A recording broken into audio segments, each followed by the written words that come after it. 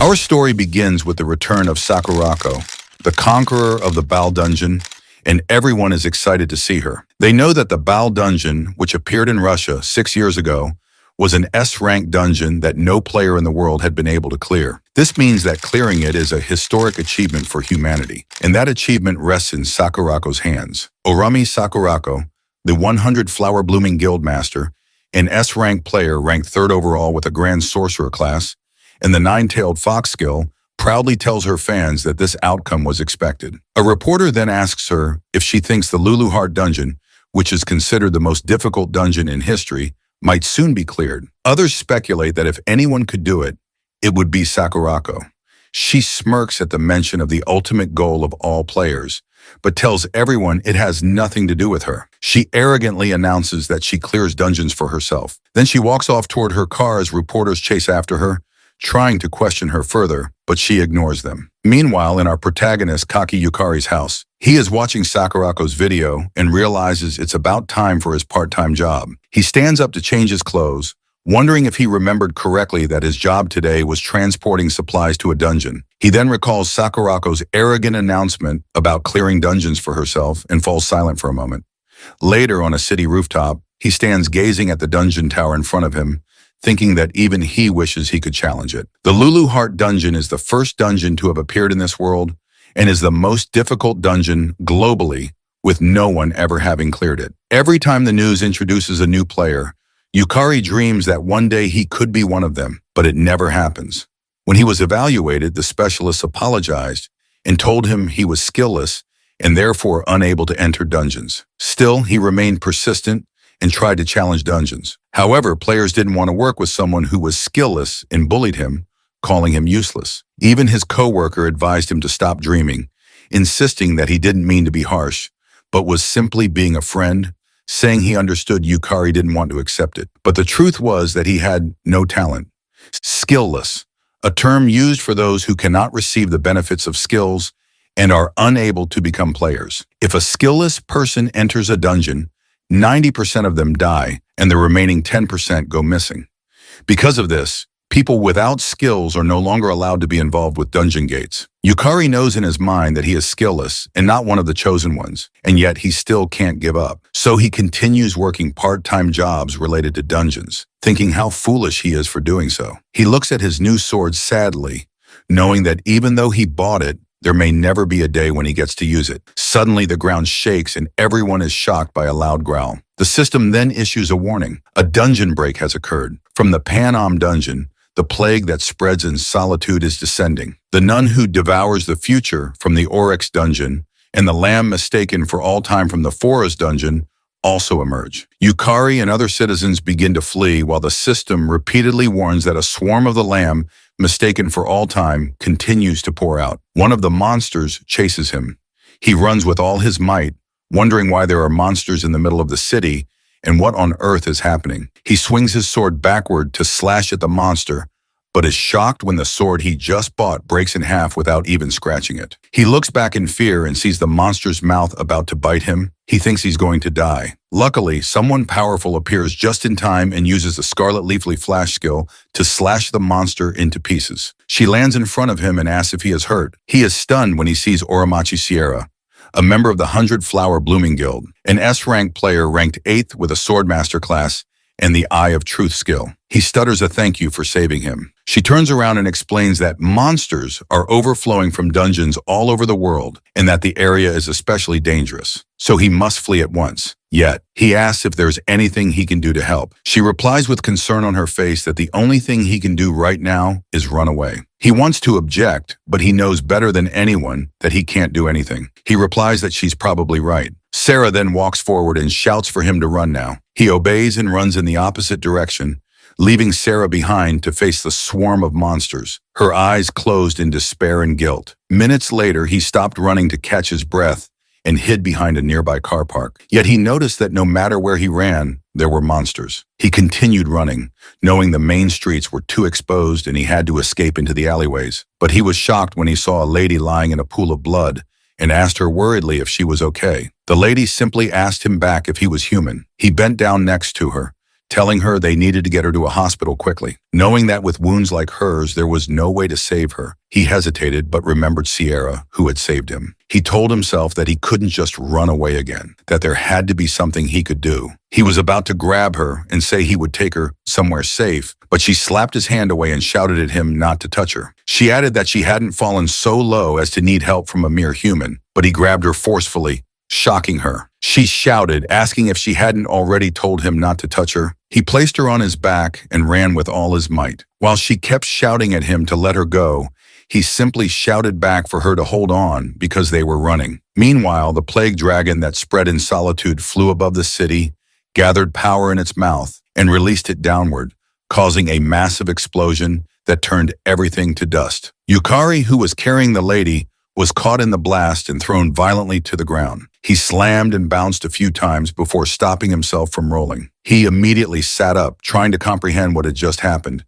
But when he looked back, he was shocked to see the dragon's eyes staring directly at him. He froze in fear, but grew confused when the dragon looked past him and began scanning the area, showing no interest in him. He wondered why it wasn't attacking. Perhaps it was searching for something. Snapping out of it, he realized he needed to help the lady. He frantically searched and found her lying on the ground nearby. He lifted her back onto his back and began running again. She looked at him and calmly asked why he kept resisting so much. She explained that even if they kept running, both of them would die anyway, and asked if that wasn't obvious. But he kept running and replied that she was absolutely right. Yet even so, that wasn't a reason to do nothing. He said he would simply do what he could right now, which surprised her. She then asked him if, in other words, he wanted to change the situation. He replied that he did and added that if he could, he'd even save the world. But he knew he couldn't. That was why, at the very least, he just wanted to save her. This surprised her even more. She calmly responded by saying, "Is that so?" and told him that their interests aligned. She pushed him away slightly, admitting she hated the idea of relying on a fragile human, but since he was the only vessel available, she had no choice. She offered him the chance to save the world in exchange for his soul. He asked how she could even do that, and she answered that it would be by going back to the past and starting over. She then ordered him to state his name, and he replied that his name was Kanaki Yukari. She cast a magic circle with overwhelming dark power, which shocked him. She introduced herself as Lulu Heart, the soul-devouring demon lord and ruler of the Lulu Heart dungeon. He couldn't believe he was seeing a demon lord. He then saw her take out a bright star and heard her say that the Lulu Heart dungeon was a golden memory that must never be lost. She squeezed the star and told him she was entrusting its fate to him. Suddenly, a strong force dragged him away, and the system displayed a message stating that although his life was empty, he had risked it to save the girl in the world. In recognition of his deed, the round table granted him a skill. However, the system encountered an error. It detected that he lacked talent and causality. The system began reviewing his status, and the round table created a skill suitable for him as a special exception. The system then generated a skill and revealed that he had been granted the skill Lost Man, a skill that loses oneself with an unknown rank. The system expressed respect and bestowed a blessing for his resolve to lose everything. A moment later, he opened his eyes and sat up in shock. He looked at his tablet and saw news about a new Baal dungeon appearing in Russia. He couldn't believe it, knowing that was a story from 6 years ago. He was even more shocked when he saw the date on his phone, wondering why it showed a date from 6 years ago. Suddenly, a lady with a sharp horn spoke, telling him that he had finally woken up. She smiled at him, causing him to drop his phone in horror as he wondered what had happened. Years ago, the Tower of Beginnings suddenly appeared in Shinjuku, and it was called the Lulu Heart Dungeon. As if in response, dungeon towers began emerging one after another across the world, and within them resided supernatural monsters. In contrast, those who awakened to extraordinary powers and skills also began to appear. These individuals were called players. Skills allowed their wielders to perform feats impossible for ordinary humans, defying the very laws of physics. Those chosen by skills ventured into dungeons, marking the beginning of a new era centered around them. In the present, a young Lulu Heart smiles at him, and in panic, he asks her what has happened. She simply replies that he has regressed, which confuses him even more. She then explains that he has regressed roughly 6 years into the past, and it was the result of the demon lord Lulu Heart's grand magic. He asks her if going back in time is even possible, and she proudly replies that nothing is impossible for her. However, she admits that she lost most of her magical power, which is why she ended up in such an adorable form, and informs him that no one else can see her but him.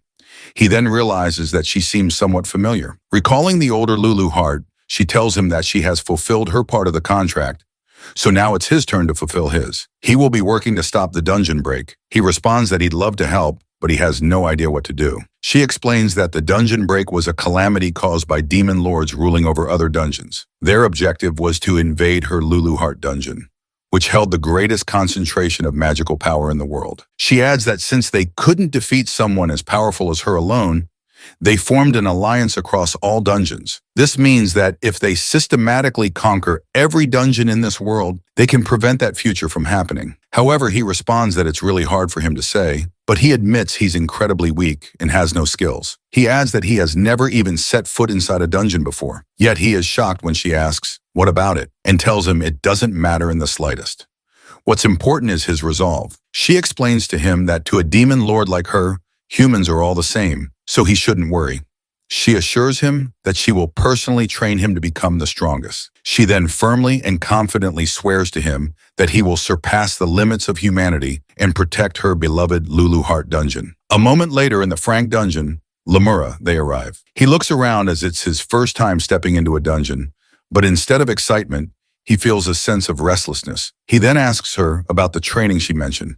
She releases her power floating in the air and replies that he'll understand once they start. Seeing her dark magical power, he panics, shouting for her to wait a moment and asking what she's about to do. But she simply reaches out and places her hand on his chest, making him scream in pain. He feels dizzy and wonders what is happening. His head begins to ache so badly it feels like it's splitting. Yet she calmly explains that she infused her magic directly into his magical circuits. Now, even someone as skillless as him should be able to sense magic. He kneels on the ground in pain as her magic spreads through his body, and he wonders what she's talking about. She tells him that it seems by acquiring a skill, he also obtained a magical circuit to handle mana, but he doesn't listen. His body is overwhelmed with pain, burning from the inside. He can't think properly and feels himself slowly losing consciousness. At that moment, he wishes there were no pain. The system detects his desire to lose pain, and because of it, he meets the conditions of his unique skill, Lost Man. Suddenly, he feels the pain vanish. When he looks up, the system shows him that the pain has been lost. However, since the skill is only level 1, the effect duration is limited. He couldn't believe that the pain was gone and felt something circulating throughout his body. He looked at his hand and saw magical power, prompting him to ask if it was mana. He knew that mana was essential for using skills in class magic, and remembered that in the world before his regression, he couldn't even sense it. He clenched his hand, overjoyed to see magical power flowing from his body. Lulu Heart, who saw his system as well, asked him if she was right in saying that his skill was a pretty convenient ability. She remarked that humans had too many unnecessary things. Then she decided to begin their training and instructed him to try gathering the mana flowing through his body into his legs. She infused her mana into his legs while explaining that if he could control mana well enough, he could move beyond human limits. He focused intently and tried his best to gather his mana into his legs. For a second, he managed to channel some mana there, but it quickly spread back through his body. He told her that he couldn't control it properly.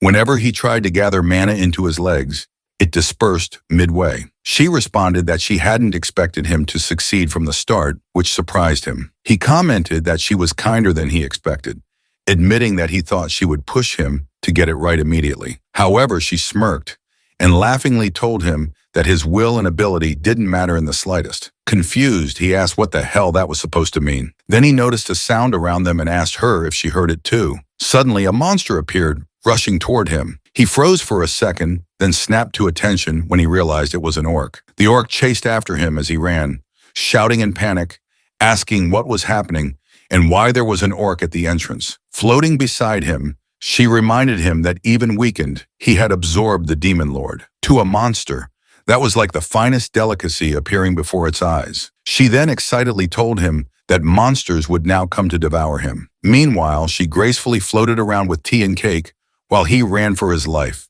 shouting that he had never fought before. She calmly sat down midair and explained that if he infused mana into his legs and accelerated, he should be able to escape. He shouted back that was exactly what he couldn't do, which was why he was in trouble. She only looked confused at his complaint and asked if she was right in thinking that he should just get better at it. He shouted at her that she was the worst. The orc raised its spiked hammer and swung it down at him. In the emergency situation, he managed to channel mana into his legs and, in a panic, strengthened them. He jumped away just in time, avoiding the hammer that would have crushed him, leaving the orc shocked.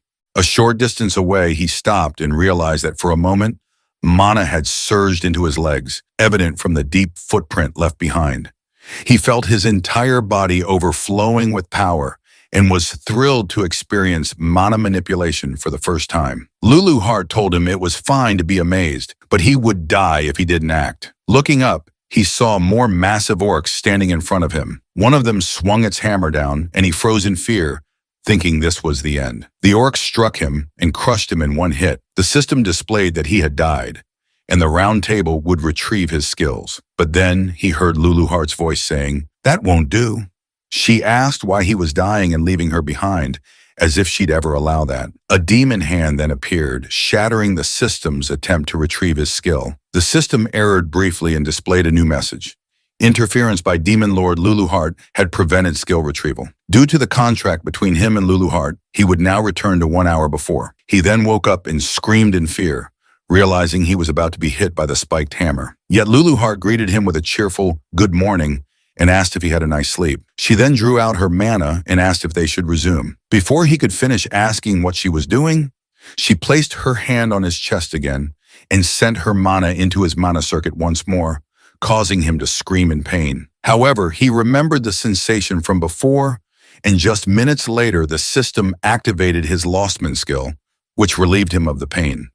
Furious, he asked her what she was doing, but she simply asked him back if he had time to be spouting nonsense. At that moment, he felt a presence behind him. Fortunately, he jumped away in time before he was crushed again. He began to run while shouting that he thought he had died. Lulu Heart confirmed that he had died. He'd been crushed by an orc and turned into mincemeat. He asked her why he was alive again.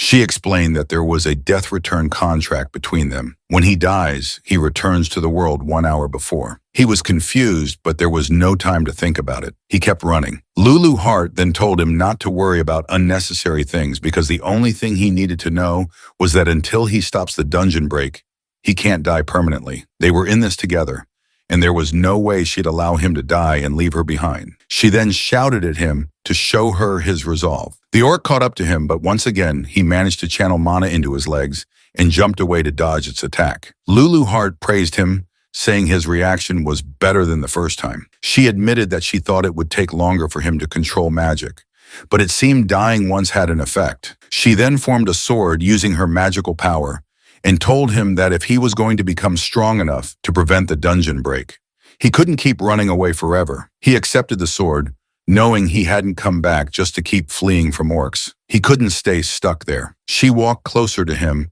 and told him that she would only say this once, so he should pay attention. She began explaining that the magic circuits inside him, the parts that connect to the magic overflowing in the world, were linked to his soul. In other words, with a strong will, he could control magic.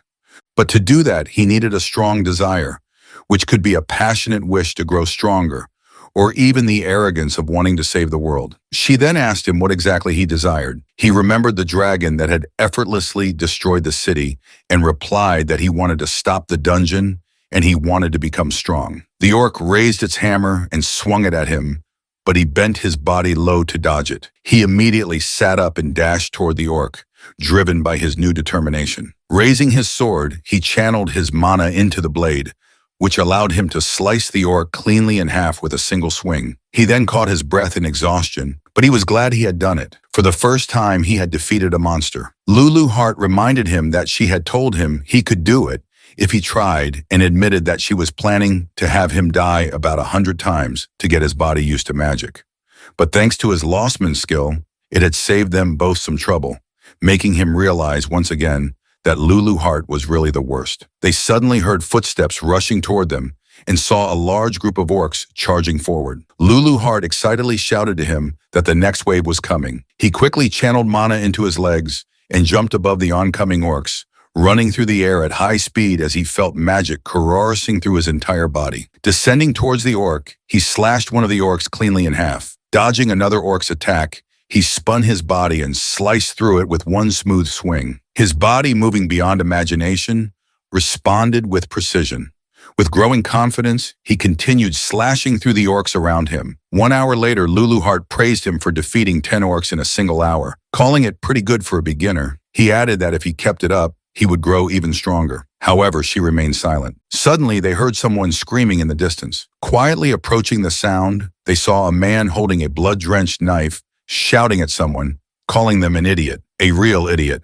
The man scolded a young woman for not abandoning the others, saying she might have won if she had. He then teasingly addressed her by name, or Machi Sierra. She was younger with her Eye of Truth skill active, but she didn't have a class yet and was only frank. The man told Sora that she really had good eyes, then raised his knife and shouted that he was right to target her. Sora remained calm even as the knife neared her face. But before the blade struck, Yukari appeared just in time, blocking the attack with his sword and shouting that he wouldn't let him do it.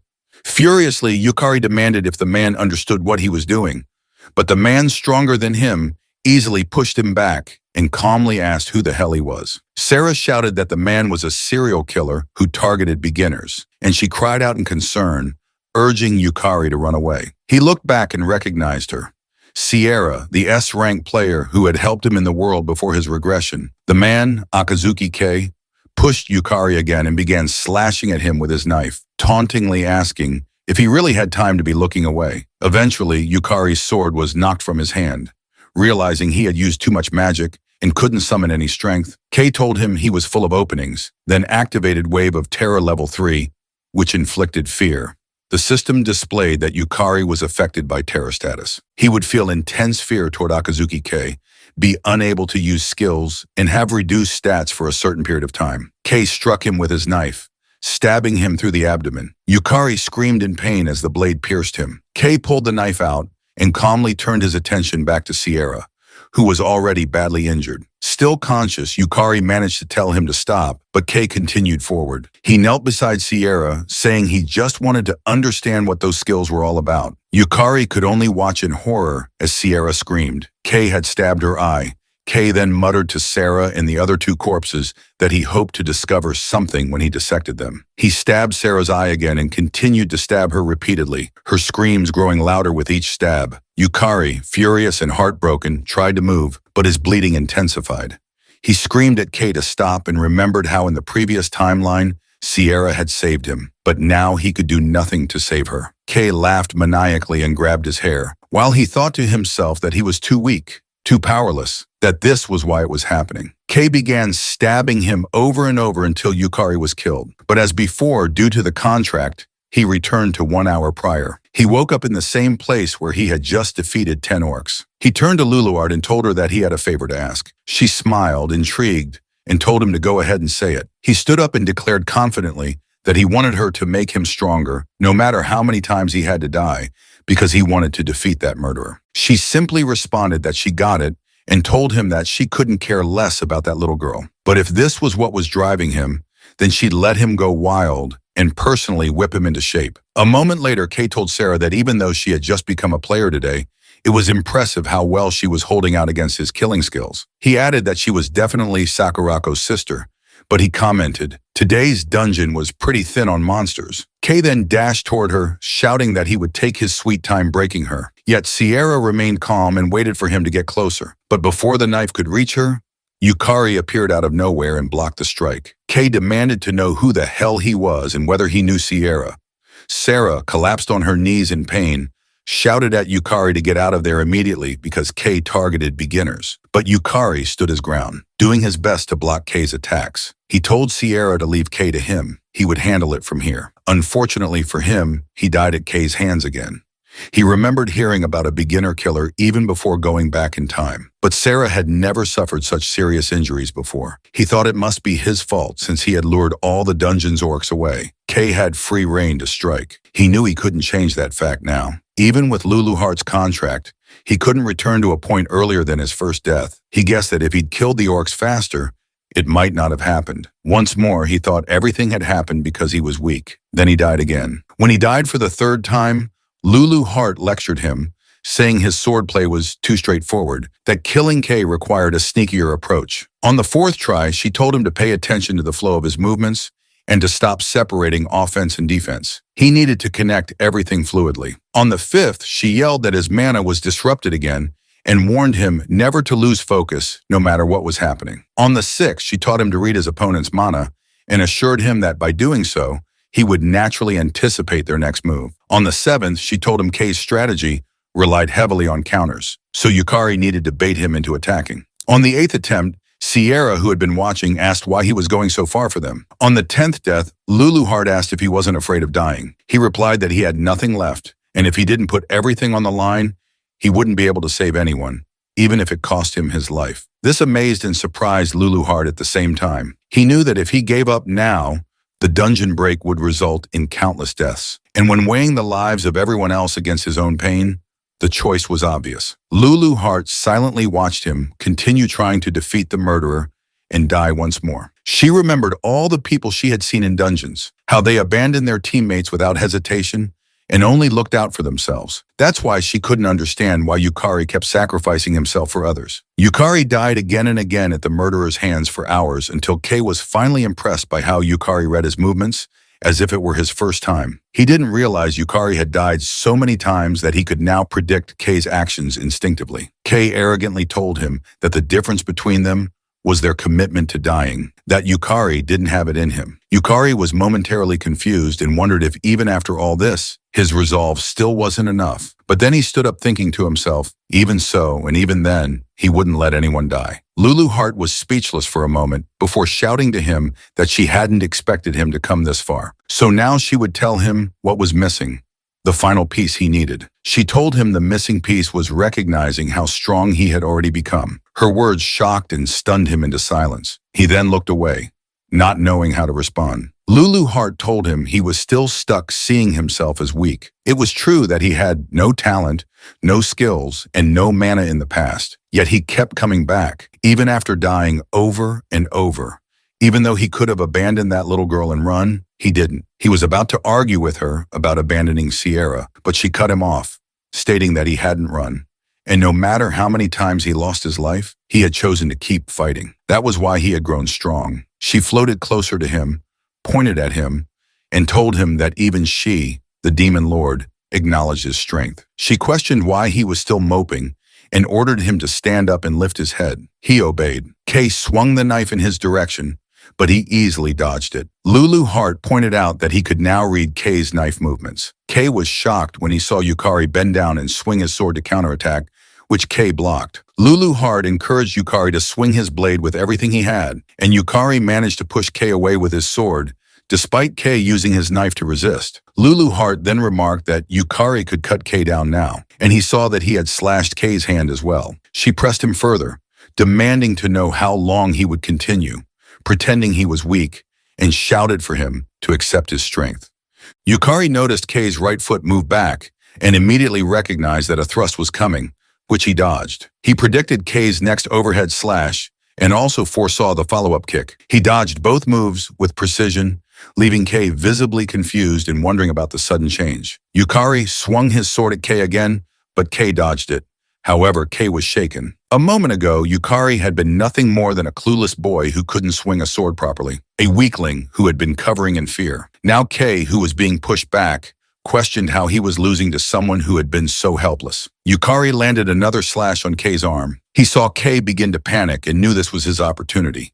He raised his sword and activated his Lostman skill, nullifying the fear Kei had planted in him. With mana surging into his sword, he swung it down toward Kei. Kei quickly gathered his magic power into his hand, insulted him for letting his guard down, and released another wave of fear. Yukari understood that Kei's skill relied on amplifying fear when detecting an opening. But since he had already nullified the emotion with his skill, Kei's power no longer worked on him. Fear had been fully removed from his system. The fear amplification failed. Kei was stunned. He couldn't believe his skill had been canceled. Desperate, he swung his knife at Yukari, arrogantly claiming that there was no way he could block an attack at such close range. Yukari activated Lostman again, nullifying pain just before the knife hit. Blood splattered, but he remained standing. Kei shouted that it was his win. Yukari, unfazed, simply smirked. Kay was stunned to see that Yukari had caught the knife with his bare hand. He questioned how Yukari was reading all of his moves and why none of his skills were working. Yukari exhaled and told Kay that at last he had caught up to him. Kay, overwhelmed with fear, asked who on earth he was. Yukari didn't answer and instead slashed at Kay's abdomen, declaring that it was over. Kay fell flat on the ground, lying in his own blood. But even then, he shouted that there was no way he could lose to a weakling like him. Yukari admitted that he had been killed by Kay 187 times, yet the one still standing in the end was him. Afterward, members of the 100 Flowers Blooming Guild, to which Sierra belonged, arrived to provide support and treatment for their injuries.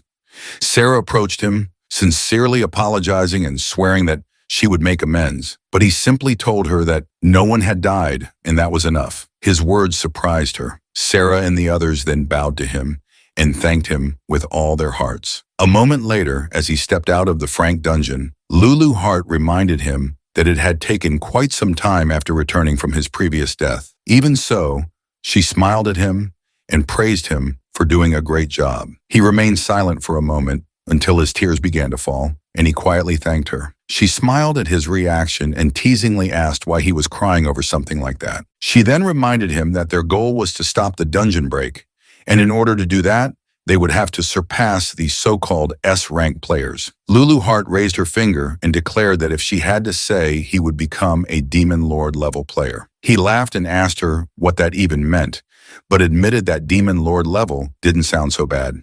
He then swore to her that he would become as strong as she was. Lulurt floated into the air excitedly and warned him that her training would be tough. He responded that he would do his best and then he would change that future. The next day, he arrived at the Japan Player Association's Shinjuku branch and followed an employee inside. The staff member informed him that he had just been registered as a player, but with his current battle record, ranking up should be possible very soon. He reached out to touch the large globe in the center and replied that he understood. The woman couldn't believe that he had not only hunted orcs, but also defeated the wanted murderer Kay, and all on his first day of player registration. She wondered if it was really possible, though there were suspicions that Kay had falsely reported his rank to enter beginner dungeons. Kay had still been strong enough to pose a serious threat. The globe activated, and Yukari was shocked when the system displayed that his contribution had exceeded the required threshold.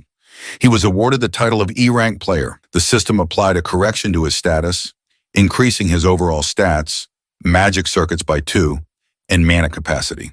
Additionally, his skill Lost leveled up to level 2, which increased the effect duration by 3 and expanded the range of targets that could be lost. He knew that with this, he had finally become an E-rank player. At last, he could choose his class. Later, he was waiting inside a building when a woman entered, thanking him for waiting and apologizing for calling him there on such short notice. He looked back and was surprised to see the elegant Sierra approaching him. She noticed him staring and asked if something was the matter. He awkwardly replied that it was nothing, but in that moment, he realized that he had forgotten because of everything that had happened, that Sierra was the daughter of the Oromachi conglomerate, meaning she was a true high-class lady. He remembered that before his regression, Sarah had become an S-rank player who rose to 8th place in the world. A super genius, she stood beside her sister, Sakurako, another prodigy, and together they reigned at the top of Japan. Sarah wielded a powerful mental type skill, one of the highest tier skills in the pregression world. It was a skill that could see through falsehoods. Not only could it detect lies and deception, but it also exposed feints in battle. Saya thanked him again for what had happened the day before and told him that the reason she was alive was entirely because of him.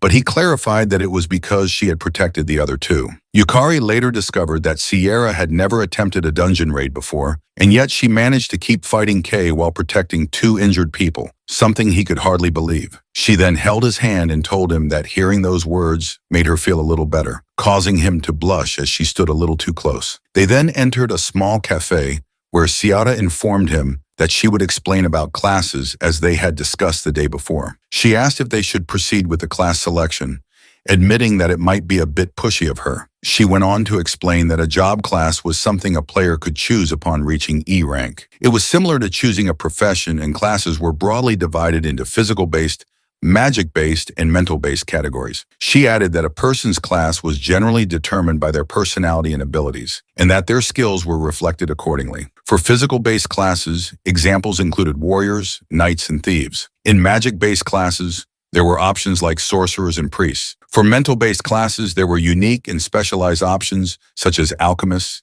clerics, or summoners. He recalled that before the regression, he had been somewhat of a player geek and had done extensive research on classes. In the pre-Regression world, Sarah had chosen the Swordmaster class, which came with a unique ability, Counter, paired with her lie-detecting skill. This allowed her to predict her opponent's actions with complete accuracy and land flawless counters. People even referred to it as cheating. Sarah then told him something important to keep in mind, that skills and classes had compatibility factors. She explained that if someone with magic-based skills chose a magic-based class, the synergy between them created enhanced effects that strengthened their power. However, if someone with magic-based skills chose a physical-based class, both their magic and physical abilities would end up average, making them a jack of all trades, but master of none.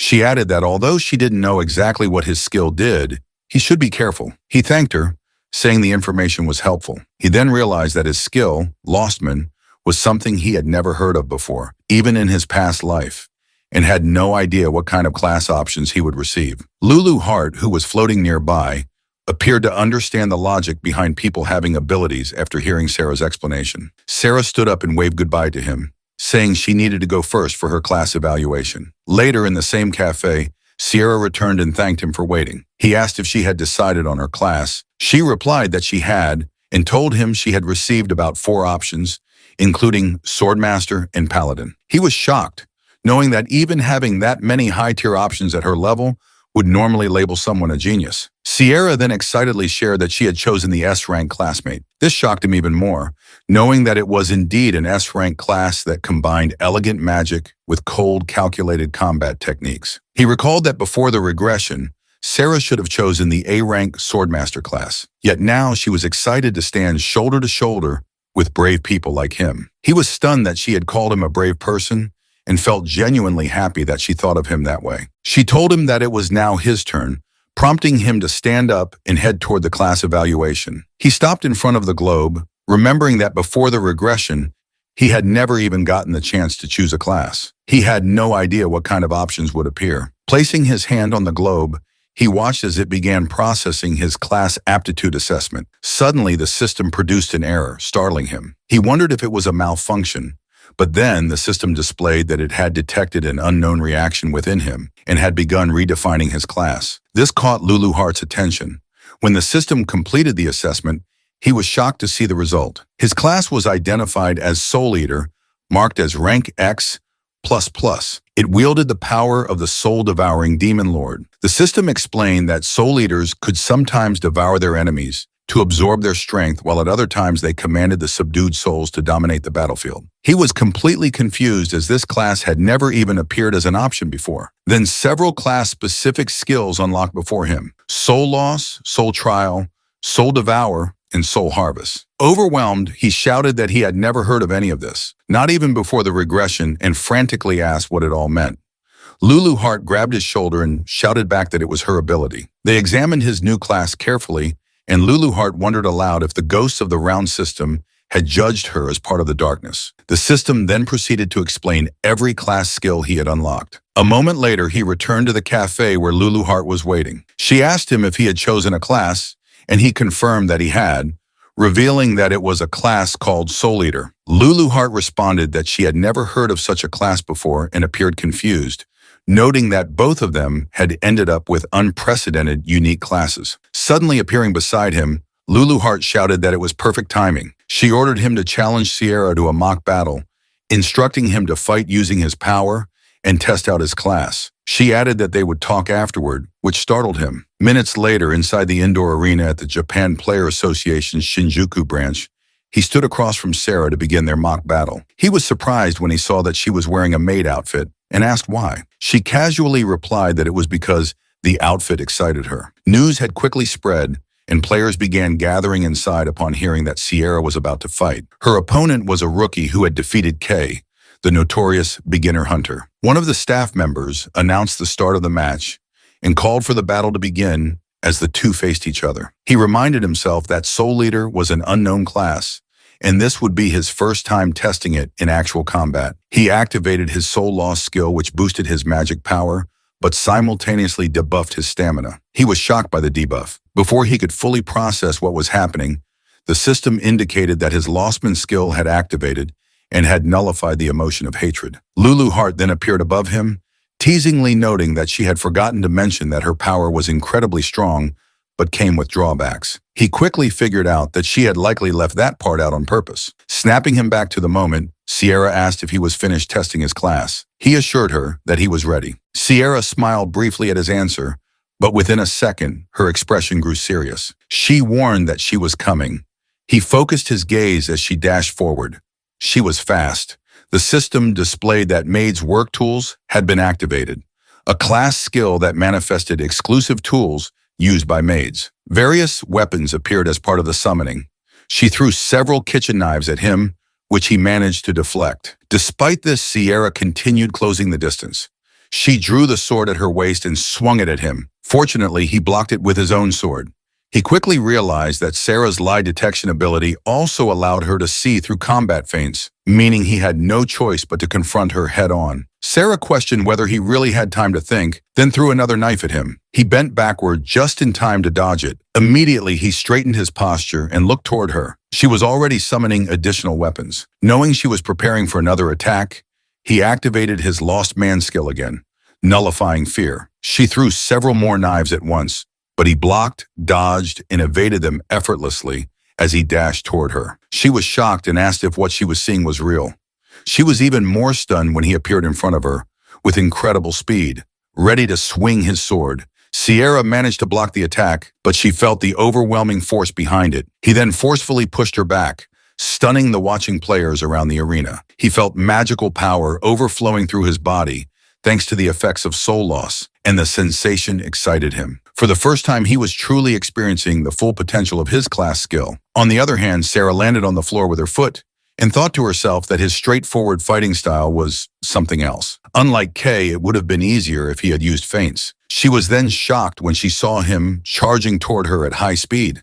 She did her best to block every swing of his sword, noticing that his attacks surged like a tsunami. Despite having about as much player experience as she did, she wondered how he had become so skilled in combat. He jumped and swung his sword downward, knowing he needed to push through. However, he was caught off guard when he saw Sierra smiling. She then activated her maid's cooking technique and released a strong flame around her, which shocked him further. He attempted to extinguish the flames near him by stepping into them and questioned whether the maid class could even use fire magic.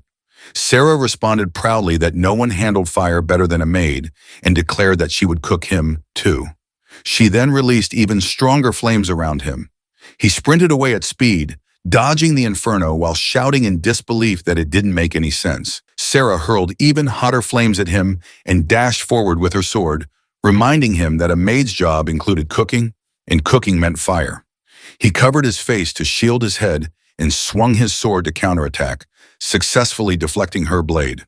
Although he struggled against the searing heat, in that moment, he realized this was Sarah's true power. Power that would one day elevate her to strength. He thought to himself that if Sarah had a proper team, even Kay wouldn't have stood a chance. She summoned another barrage of knives and declared that she wasn't done yet. He remained silent and simply stared at her, impressed by the determination in her eyes. Despite everything, there was no sign she was giving up. She threw the knives at him and he tried his best to deflect them. However, one slipped through his defense and struck him in the arm. Suddenly, Sierra appeared in front of him and declared the battle over. Anticipating her move, he immediately controlled his mana internally and released it outward while swinging his sword upward. He activated his Lostman skill, nullifying the pain just before her kick landed. Because of it, he felt nothing and remained standing firmly, which shocked her. She couldn't believe it. Despite delivering a direct hit, he showed no reaction. He then swung his sword forward and she managed to block it. The system displayed that his health had dropped below 50%, meeting the activation condition for the soul loss skill. This triggered Abyss Soul, further increasing his magic power. He launched another strike at her, and Sar couldn't believe his magic output was rising even under such conditions. He continued his assault. She blocked once again with her daggers, but they began to crack under the sheer weight of his attacks. He pressed forward, swinging at her relentlessly, and she realized that she wouldn't be able to block them all. He noticed her beginning to struggle and recognized that the end was near. He positioned himself for the final blow and declared that it would be the finishing strike. Imbuing mana in his sword, he swung his sword at her, sending her flying across the arena and ending the match. The announcer declared him the winner. Sarah stood up calmly and acknowledged that she had expected that result from Yukari. She then extended her hand to him, admitting that it was a complete defeat for her. He shook her hand and responded that it was just luck, adding that if they fought again, she would likely win. She asked him seriously if he really meant it, to which he replied yes, telling her that he believed she would become the best player. But then he heard her make an unpleasant sound. Looking at her with confusion, he asked her why. Suddenly, she screamed in frustration, shocking him. She began shouting, demanding to know what that movement was and why he had jumped straight into a barrage of throwing knives. Trembling slightly, she asked if the screws in his head were completely loose. He could only laugh awkwardly in response. He realized then that Sierra was far more expressive than he had initially thought. She yelled that she had been so sure she'd win with that spinning kick, and her own inexperience was absolutely infuriating.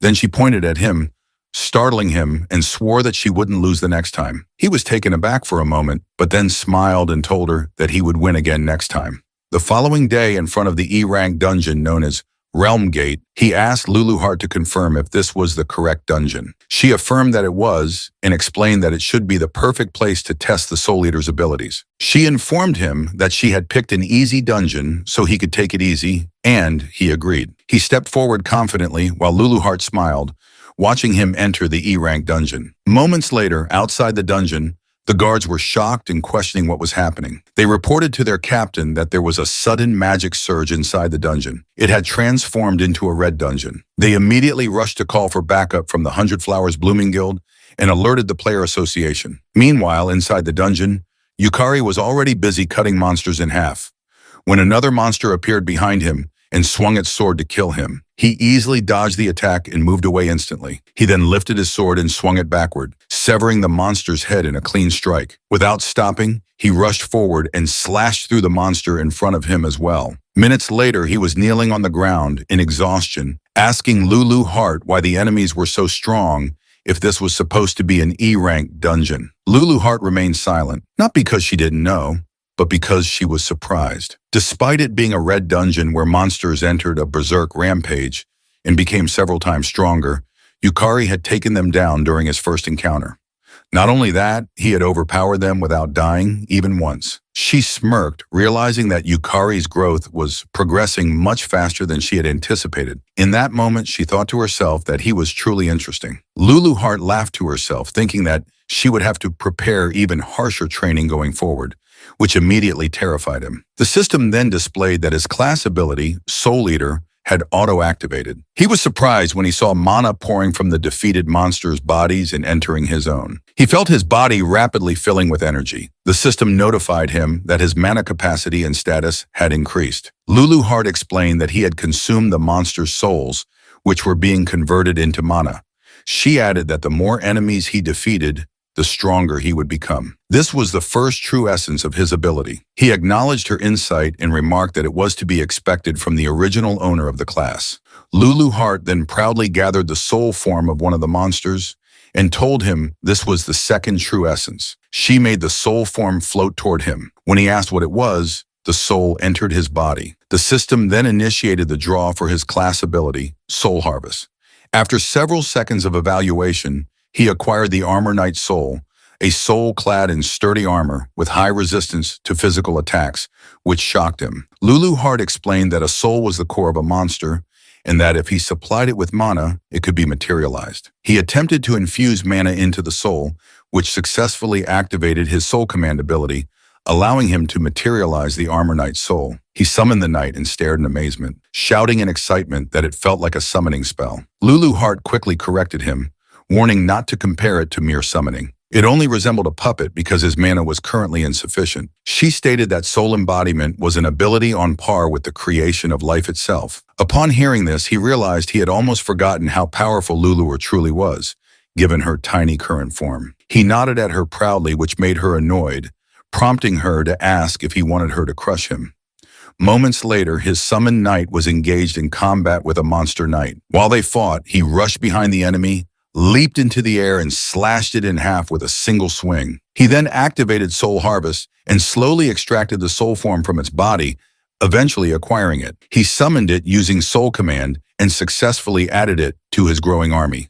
Lulu Hart remarked that he was starting to get the hang of it, but he replied that he could only summon the souls for a few minutes at his current level and needed to raise his rank and increase his mana capacity quickly. Lulu Hart smirked, noting that he was finally beginning to develop some ambition. Minutes later, in the dungeon's burning stage, he revealed the soul forms to Luluart and reported that he had recovered 3 souls so far. She told him that it was not bad at all and gave him an approving smirk. Suddenly, a massive knight appeared at the center of the stage. Lulu Hart calmly noted that it was the only one left. Yukari confidently agreed and stared back at the towering figure, stating that this would be his first boss fight. Meanwhile, at the S-Rank 100 Flowers Blooming Guild, inside the Guildmaster's office, a lady secretary rushed in and called out to Sakurako. She informed her that she had received a report. Among the documents she carried was a file containing Yukari's information, immediately capturing the attention of Sakurako, the strongest player in Japan. The secretary reported to Sakurako that a mana overflow had occurred inside the E-Rank Ram Gate,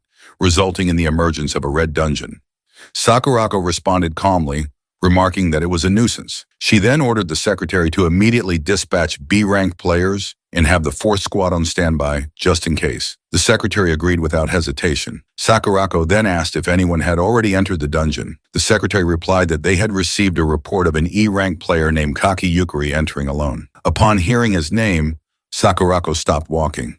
She thought the name sounded familiar, but then dismissed it, stating that in E-rank, nobody wasn't worth worrying about. She ordered her secretary to bring her the usual information.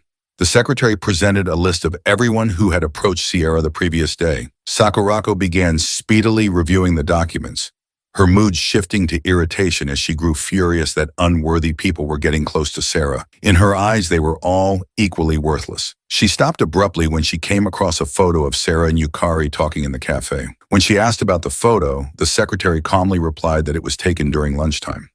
Sakurako pulled the photo from the pile and finally recognized Yukari as the one who had sparred with Sarah. She realized that she had overlooked him at the time, too focused on admiring Sierra's graceful fighting style.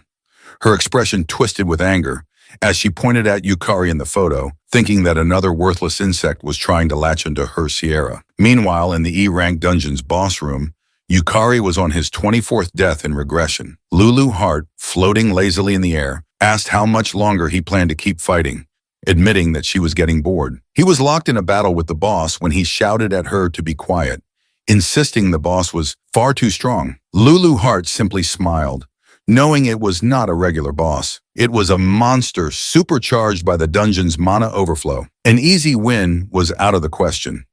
Yukari reminded her that she had told him this dungeon was the perfect difficulty, but she teasingly responded by asking whether he didn't want to get stronger. She claimed that facing stronger enemies was exactly how one grew. He yelled that he was an idiot for trusting her, but just then the boss's sword came dangerously close to his head. He narrowly dodged the attack in time. He realized there was a huge rank gap. His attacks barely scratched the enemy, and one slip up could mean instant death. He managed to dodge another swing and deflected the next blow, telling himself that it wasn't as if his attacks were doing nothing at all. Suddenly, the boss dashed at him with incredible speed and launched a powerful fist toward him. Knowing he couldn't dodge, he activated Lost Man to nullify the pain. He blocked the boss's fist with his arm. Thanks to his skill, his health only dropped below 50%. He then activated Soul Loss and Abyss Soul, significantly increasing his mana. With a burst of strength, he pushed the boss's fist away and jumped back. He knew that Soul Loss drastically boosted mana as his health decreased. Though the activation conditions were strict, the resulting power surge was enormous. He stood his ground, telling himself that the real battle began now. Activating Soul Command, he manifested the Armor Knight Soul and ordered it to draw the boss's attention without attacking, focusing solely on defense. The summon followed his command and successfully distracted the boss. Knowing the knight couldn't inflict damage, he relied on its defensive role while moving into position. He reappeared behind the boss and slashed at it, drawing its attention. The boss turned to him. In response, he manifested another Armor Knight Soul and dodged the boss's sword. He ordered his summons to strike whenever the boss focused on him. Following the order, the souls slashed the boss from behind, distracting it again. He wiped the sweat from his brow, confident that he had seen all these patterns through his many regressions. As long as he stayed focused, he wouldn't be hit. He told Lulu Hart that giving orders while fighting had been tricky at first, but he was finally getting used to it. She simply smiled in response, noticing how well he coordinated without overestimating himself. She quietly observed that he truly shined the brightest when pushed to his limits. Elsewhere in the 100 Flowers Blooming Guild, Sakurako told her secretary that everything had worked out perfectly. When asked how, she explained that a red dungeon formed due to mana overflow, dramatically increasing its difficulty, something a beginner could never clear solo. She then tore the photo of Yukari in half, coldly, stating that by now he was probably nothing more than dust. She ripped the image into pieces and hugged Sierra's photo tightly, telling her secretary that she was sure they both agreed. Any worthless insect crawling near Sierra should die. The secretary agreed nervously, quietly backing away in fear. Sakurako then recalled the video of Yukari defeating Sierra and admitted that if by some miracle an E-rank beginner managed to clear a red dungeon, it would shake the entire ranking system to its core. It would be an unprecedented historical event, something not seen since the dawn of dungeon history. Meanwhile, inside the E-rank dungeon, Yukari activated Soul Loss again, boosting his mana and nullifying fear. He gathered mana into his foot and leaped toward the boss from behind. As his health decreased another 10% due to his skills debuff, his abyss soul entered a hyperactive state, dramatically increasing his mana. He brought his sword down with all his might in one decisive strike, landing a blow to the boss's head. Lulu Hart smirked proudly as she watched. With that, he successfully defeated the dungeon boss, the Knight of Flames, Homer, and claimed the Ring of Flames dropped upon its death. He also acquired Homer's soul. Hours later, in Sakurako's private room at the 100 Flowers Blooming Guild, she was stunned to hear that Yukari had cleared a red dungeon. Her secretary reported that it appeared Yukari had done it solo, which shocked her even more. Knowing that red dungeons featured drastically higher monster strength and overall difficulty, she found it unthinkable that a total novice could manage such a feat after just a few days as a player. The secretary added that Yukari was also the one who had taken down the wanted criminal. Sakurako recalled watching Yukari's mock battle with Sarah. His skills were clearly amateurish, yet he showed no fear of death, and his eyes were filled with madness. She smirked, thinking things were getting interesting. She then ordered the guild to dig up everything they could on Yukari, and declared that if he turned out to be the real deal, they would recruit him into their guild. She also announced that Shikamura Kazuki would hand over command of his C-rank squad to Yukari. This announcement shocked the secretary and another woman present, who both turned their attention to Kazuki. Kazuki couldn't believe what he was hearing and asked her to confirm if she had really said his squad. She coldly warned him not to make her repeat herself, stating she hated repeating things. Her tone startled and irritated Kazuki at the same time. She leaned closer to him and told him that if he was dissatisfied, he should prove that he was more capable than Yukari. She then turned and walked away, stating that she would entrust the full investigation of Yukari to him. Kazuki, furiously holding back his frustration, responded that he understood. Sakurako smirked and glanced back at him, thinking Kazuki was an easy man to manipulate. He couldn't even hide his killing intent, but she also thought that if Kazuki managed to kill Yukari, then that would be the extent of Yukari's potential. Regardless, she was looking forward to some interesting results. 1 week later, players gathered outside the Vine Gate, a D-rank dungeon. Sarah addressed the group, informing them that they would be tackling the dungeon that day, and that 3 members from the 100 Flowers Blooming Guild would be joining the raid. Shikamura Kazuki, a C-rank player with a gladiator class and a strength multiplier skill, introduced himself as the appointed leader of the party. He extended his hand to Yukari, who shook it, and introduced himself in return. Suzumura Ayaka, a C-rank player with a Sage class, a mana cost reduction skill, and a member of the 100 Flowers Blooming Guild, nodded in greeting. Kato, a D-rank player with a sorcerer class and a combo bonus skill, also nodded. He was affiliated with the Hayaka Ryorin Guild. Sarah proudly told everyone that Yukari had cleared the recent red dungeon entirely on his own. Yukari modestly responded that it was just luck. Sarah, however, told him that it was just like him to be modest and that he should be proud of his accomplishments. Senzaki Yumio, a C-rank player with an assassin class and the class genius skill from the Sakura Guild, interrupted to ask if he was the rumored rookie. Ishibashi Yuka, a D-rank player with an enchanter class and a wide area effect skill, nodded silently in greeting to the group. Yamamoto Taiyo, a D-rank player with a warrior class and a hardening skill, laughed and said that solo clearing a red dungeon was awesome. He admitted he was jealous, having been stuck at Dank for ages. Sarah responded that it was nonsense and praised Taiyo's top-tier tanking ability. The party continued their cheerful introductions, unaware that Kazuki was silently glaring at Yukari from the side. Later, the entire group was inside the vine gate of the D-rank dungeon, where they encountered a swarm of undead. As the battle unfolded, Sho shouted that there were far too many monsters, but Kazuki barked at them to stay in formation. In frustration, Umio yelled that this wasn't the time for textbook tactics. Meanwhile, Yuka was attacking with all her might at the side, thinking it would be a walk in the park, teaming up with the famous 100 Flowers Blooming Guild. She couldn't understand why they were struggling so much. One of the undead released a breath of decay, and Taiyo, positioned at the front, tried to maintain the formation, but the spreading poison was weakening their front line. He failed to notice an undead sneaking up behind him. Taiyo was shocked when he saw the undead's sword about to strike.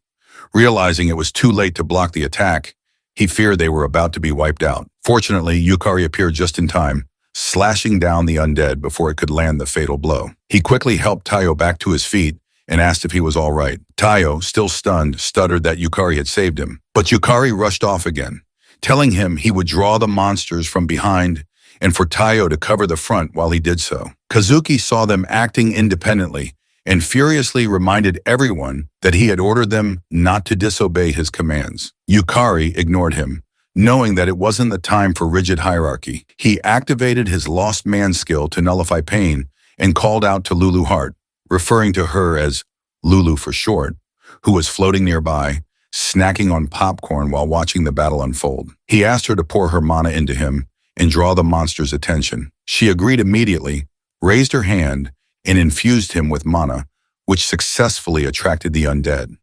Mid-cast, she realized what he had called her and shouted, demanding to know what was with the Lulu nickname. He ignored her and dashed toward the horde of undead, now rushing in his direction. He tilted his foot and leapt above the enemies. Lulu Hart shouted in frustration, offended that he would give her, of all people, a nickname. Again, he ignored her. Activating Soul Loss, he boosted his mana and nullified the emotion of hatred. He swung his sword backwards, then forward in a wide arc, striking multiple undead in front of him. Suddenly, an undead appeared from behind and released a breath of decay. He cursed under his breath, knowing that although the undead were slow, their poison was incredibly troublesome.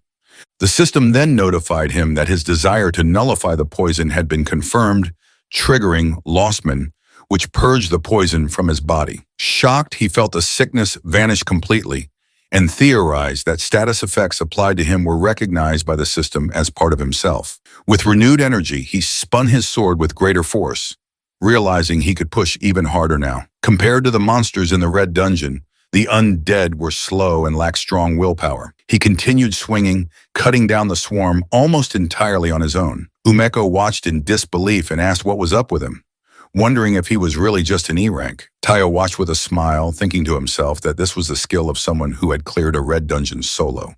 Elsewhere, on the battlefield, Yukari infused a large amount of mana into his blade and swung it with full strength toward the last remaining undead. Cleanly severing its head, he declared that the fight was over. Everyone stood stunned at what they had just witnessed. He simply asked if everyone was okay. Umeo replied that okay was an understatement given that he had essentially defeated everything himself.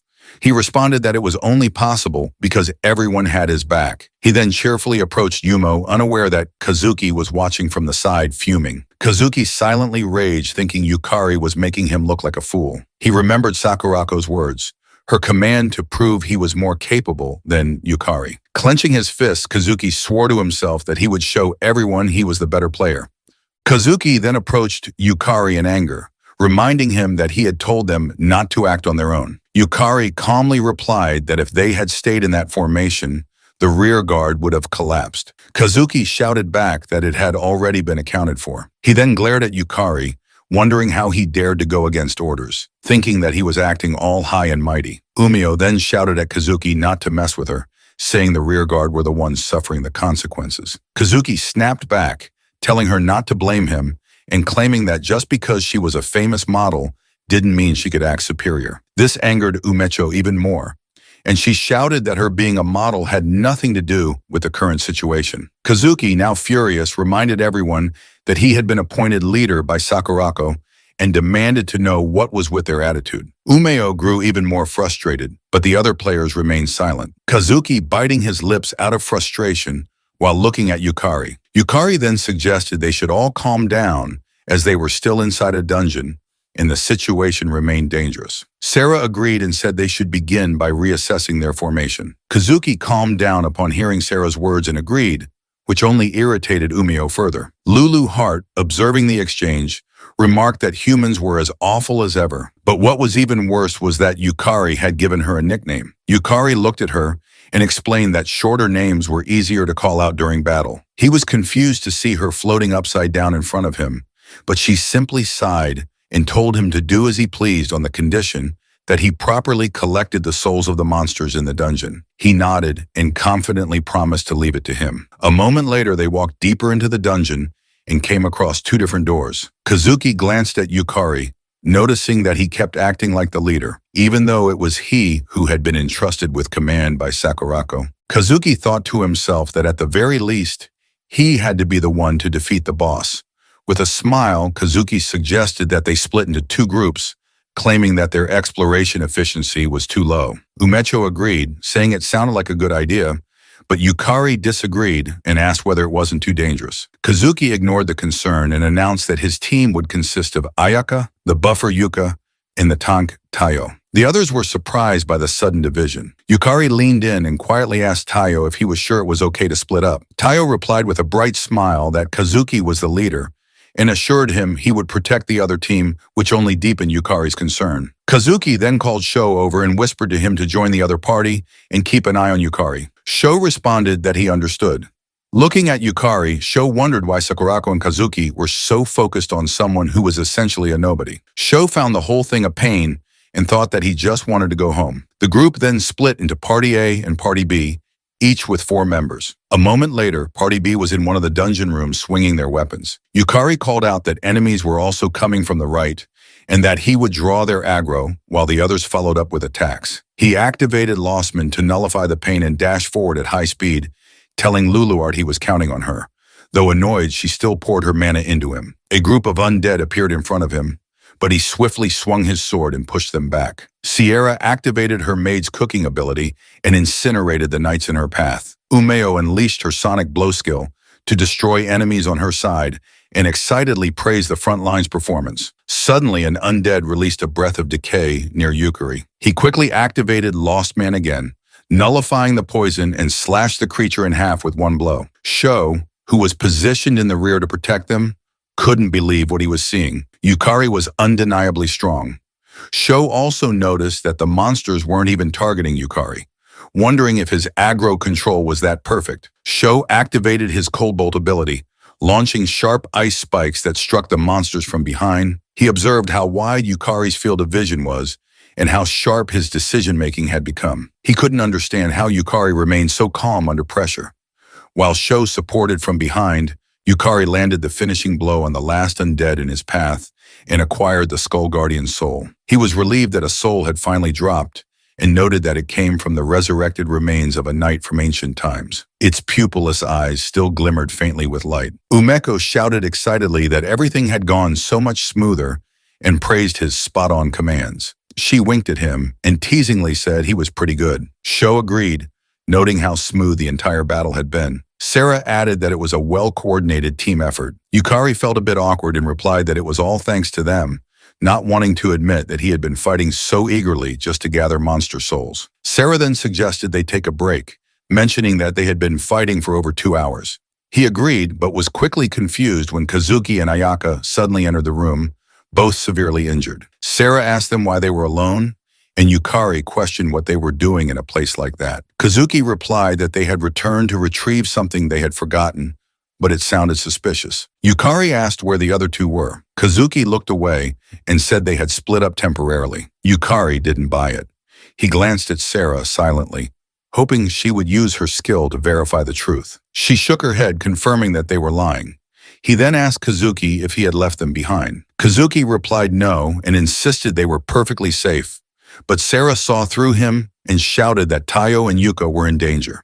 Without hesitation, Yukari dashed past them, running with all his speed. He couldn't believe Kazuki was capable of something so reckless. As he sprinted through the corridor, he begged in his mind for Tayo and Yuka to be safe. Yukari then asked Luluart if she could tell where Tao and Yuka were. She replied that her magical power was too weak to pinpoint their exact location, but the direction should be ahead of them. He immediately sprinted forward, blaming himself for not being more cautious of Kazuki. As he ran, he encountered two undead blocking his path, but he didn't stop. With a single powerful swing, he cut them down while shouting for them to get out of his way. He obtained another Skull Guardian soul and continued running, desperately hoping that Tayo and Yuka were still safe. Meanwhile, in another room, Tayo was on one knee, laughing bitterly. He never expected to be left behind in the boss room. Just moments earlier, Kazuki had shouted that they could be useful and told them to be careful before fleeing with Ayaka. Kazuki escaped, yelling about how he would become an elite member of the 100 Flowers Blooming Guild,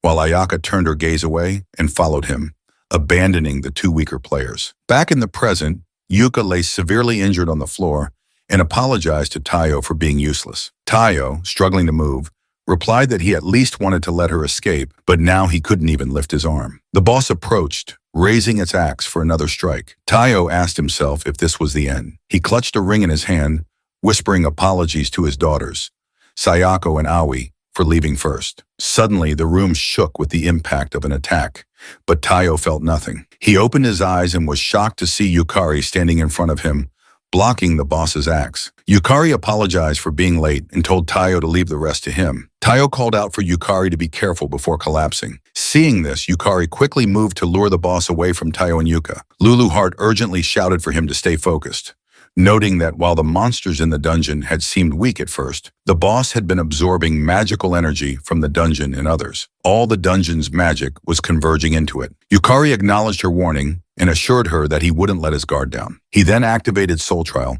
boosting his mana significantly, but at the cost of receiving a confusion status effect. He countered this by activating Lost Man, which immediately nullified the confusion. The boss raised its weapon, and Yukari saw the attack coming. The axe came down at great speed, nearly slicing him in half, but he bent backward in time to dodge it. He quickly stood and launched a counterattack, swinging his sword at the boss. The boss blocked effortlessly. Yukari was stunned. It hadn't even flinched. He could feel the weight of the boss's axe and pushed it back using his mana. Spotting an opening, he swung at its side, but the attack barely left a mark. Before he could react, the boss retaliated, forcing him to catch up with its speed and block every blow. He was shocked. His direct hits were doing nothing. Yukari realized the difference in their stats was far too great. At this rate, he couldn't do any real damage. He enhanced his mana to level 2 using Soul Trial, receiving Fear level 2 in exchange. Once again, Lostman activated and erased the fear. He dashed toward the boss, swinging with stronger mana. Watching from above, Luluart noted how convenient Lostman was. The mental debuffs, the main drawback of Soul Trial, were completely nullified by Yukari's skill. He was literally losing the associated emotions to bypass the cost. Yukari kept attacking, driven by the desire for more mana. He activated Soul Trial again, raising his mana to level 3, which gave him Anxiety level 3. Lostman triggered and erased the anxiety. As he tried to land a clean blow, he finally managed to crack the boss's axe slightly. That small victory filled him with hope. He knew it was working. He pressed closer and launched more attacks, convinced that if he kept increasing his mana enhancement level, he could win. He activated Soul Trial again, raising his mana to level 4. This time he received Deadly Sinsloth level 4. Lostman once more erased the effect, but as he prepared to activate it again, he suddenly froze. A strange feeling ran through his body. The system issued a warning. His proof of humanity was rapidly decreasing. Dizziness overtook him. Luluart was horrified as she watched. The boss swung its axe down, hitting Yukari square in the abdomen and launching him into the wall. He slammed to the ground, unable to move. Luluart cried out his name in panic. She flew down to him and informed him that Lostman was a skill that consumed him. At that moment, he had lost too many of the elements that made him who he was, all just to negate the demerits of Soul Trial. He weakly asked what was wrong and why she looked so desperate. His vision blurred as she explained that if he continued down this path, He wouldn't just fail to overcome the soul trial. He would cease to exist entirely. Luluart realized her voice was no longer reaching him. She knew that if this continued, Yukari would be forced into undergoing the true soul trial. And if he ended up responding, the psychological damage would be irreparable. There was no other choice. Closing her eyes, she cast a magic circle. As it activated, the boss paused in shock at her appearance. She calmly told it to be grateful. It was a special event. With a fierce smile, she declared that she would personally take on its challenge. Then she looked back at Yukari and urged him to overcome the soul trial, at least for now. A moment later, Yukari fell into a deep sleep and began to dream. In the dream, he saw the doctor who once told him he was skillless and couldn't enter dungeons. He saw the players who had bullied him, calling him useless. He heard his co-worker's voice reminding him that he was nothing. He saw the older Sierra worriedly advising him to just run away. Then he heard Kay calling him weak, the reason he had died. Yukari awoke, recognizing these as the worst of his memories. He then noticed his surroundings and wondered where he was. A copy of himself appeared from behind and replied that this was the soul trial. Shocked to see a duplicate of himself, he questioned whether he was hallucinating. He asked the copy if the soul trial was related to the soul leader ability. The copy confirmed it, stating that it was one of Demon Lord Luluhart's abilities. It explained that the true ability of the soul trial was to forcibly amplify one's desires, thereby increasing both soul and magical power. However, Yukari had been neglecting it too much due to the lost man's skill. Thus, he now had to confront it. The copy then grabbed him by the shirt, telling him almost creepily that he had to face the emotions he had lost and confront his own value. It accused him of being empty, shouting that he had nothing, that he would keep losing everything, and that he knew it deep down. It insisted that Yukari hadn't changed, couldn't change, and would never change. Meanwhile, back in the boss room, the monster swung its weapon and attempted to smash Luluhart to pieces. She narrowly avoided the strike by leaping away, but the force still slammed her against the wall. Struggling to her feet, she admitted to herself that she had anticipated this, but couldn't believe she didn't stand a chance, even against such a minor monster in her weakened state. It was beyond frustrating. She forced herself upright and glanced toward Yukari's soulless body. She couldn't afford to show weakness. This was all she could do for him now. As the boss raised its axe again, she slid under the swing and teasingly called out that she was the target. She was confident that Yukari would prove the value of his soul and overcome the soul trial. Back inside the true soul trial, Yukari asked his copy if proving one's value was really what it all came down to. Laughing as he spoke, he surprised his copy. He then admitted that maybe his life had been wrong all along, and maybe he would continue to lose everything. But even so, it was because of that life that he had met Luluhart, that frustrating result. The moment he could only run with her, the times he tried his best not to die just to save her, they were all a part of it. He gathered mana in his hand and declared that he may have nothing within him, and his life may be flawed, but his choices were not wrong. He thrust his hand into his copy, swearing that he would stop the dungeon break and save the world. His copy screamed in pain as Yukari poured mana into it, reactivating the lost man's skill. The copy dissolved into water and vanished. His proof of existence had dropped below a critical threshold, meaning he had regained his human presence. The soul trial space around him began to crack. The older version of Luluart appeared and remarked that he was riding a one-way ticket and called him Lostman. Yukari replied that he would accompany her. They were partners in fate. He reached out and took her hand. As their hands met, the system displayed that Luluhart's magical essence was being supplied to him. His lacking existence was reconstructed using her power, and his proof of existence was stabilized. In exchange, Luluhart's own proof of existence decreased. The entire soul trial space shattered, and Yukari was freed. Back in the boss room, Luluhart was still facing the monster. When it swung its axe at her again, someone blocked the blow. She smiled, saying she had kept him waiting long enough. Yukari had returned, pushing himself to block the boss's attack. He apologized for the delay and told her to leave the rest to him. She called him Lostman and asked if he had made his decision. As he slashed his sword at the boss, he replied that there was only one answer. She was confused by his response, but smiled and said she was curious. For now, though, they needed to deal with the boss. The monster, enraged, charged at them again, swinging its axe. Yukari dodged effortlessly, recognizing the repeated attack pattern. He furiously slashed at its side, asking if it really thought he would just keep taking those hits. The boss was stunned when his armor cracked. Yukari calmly informed Luluhart that his soul trial magic power had increased to level 5. Lulu Heart responded that the cost was great, but the effect was tremendous. Yukari simply agreed, then shouted that it was time for the counterattack. He then swung his sword at the boss with great force, but the boss blocked the attack. Yet he didn't stop. He continued swinging, pressing forward with relentless strikes while the boss struggled to block them. Spotting an opening, he successfully severed the boss's arm, making it scream in pain and grow even more enraged. The boss then dashed toward him at high speed, which shocked him. He immediately activated Lost Man, nullifying his fear. As the axe was about to hit his head, he bent backward just in time to avoid the blow. Turning swiftly, he channeled mana into his leg and kicked the boss, launching it backward. He smiled, grateful that he had taken that kick from Sierra during their mock battle.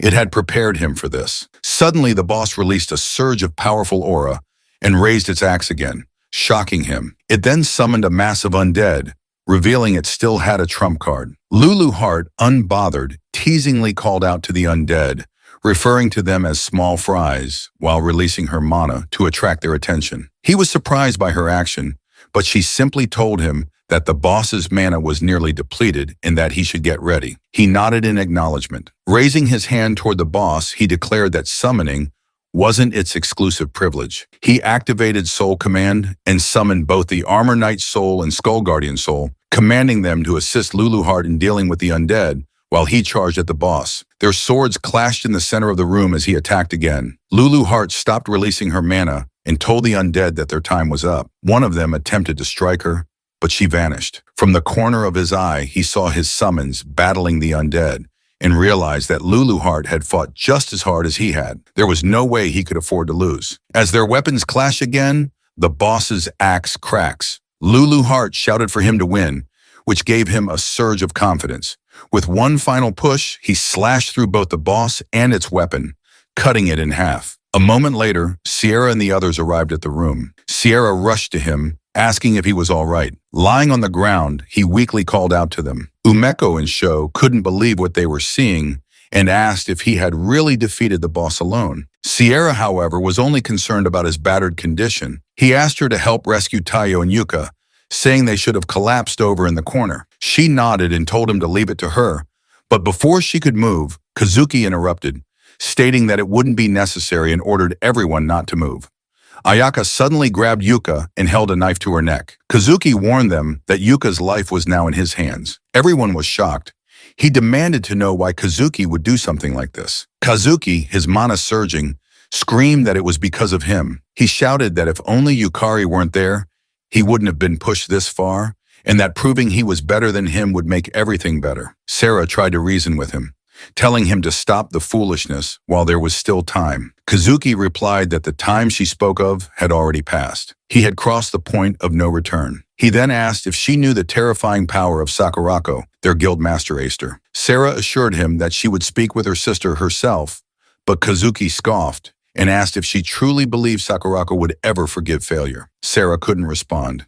She knew the truth. Kazuki then pointed at Yukari and challenged him to a one-on-one fight. Umeo shouted that Yukari wasn't in any condition to fight, but Yukari accepted the challenge. Sho approached, worried, telling him that it was insane in his state. Yukari thanked Sho for his concern, but stood up and said it had to be him. Kazuki, furious, charged at him, shouting that he would kill him. Yukari blocked his sword, but Kazuki, overwhelmed with anger, swung again and again, believing that if he could just defeat Yukari, Sakurako would acknowledge him. Though Yukari was barely standing, he continued to block each blow. Kazuki reminded himself that he was Kank and believed the gap in their stats was absolute, yet Yukari wouldn't go down. The system displayed that Yukari's health had dropped below 10%. Despite that, he smirked. His Abyss soul had entered hyperactivation mode, increasing his mana drastically and restoring everything he had lost. Recalling Kei, he told Kazuki that he had known someone even crueler and that he didn't fear death anymore. Raising his hand, he activated Soul Command, shocking Kazuki. Yukari then summoned the Skull Lich Lord, and to everyone's disbelief, the soul of the boss responded to the call. Kazuki stood stunned in fear and confusion as the spirit of the boss knelt before Yukari. No one could believe what they were witnessing. Kazuki demanded to know whether Yukari was a summoner or a necromancer. Even Ayaka stood frozen, gripped by fear. Yukari simply aimed his sword at Kazuki and declared that it was time to end it. The Skull-Lich Lord then swung its axe at Kazuki. Though Kazuki managed to block the attack, the force caused his sword to slip from his hands, and all he could do was curse loudly. He turned, seeing the Skull-Lich Lord looming behind him with immense power. Yukari commanded the Skull-Lich Lord to move closer, and Kazuki froze in fear and horror.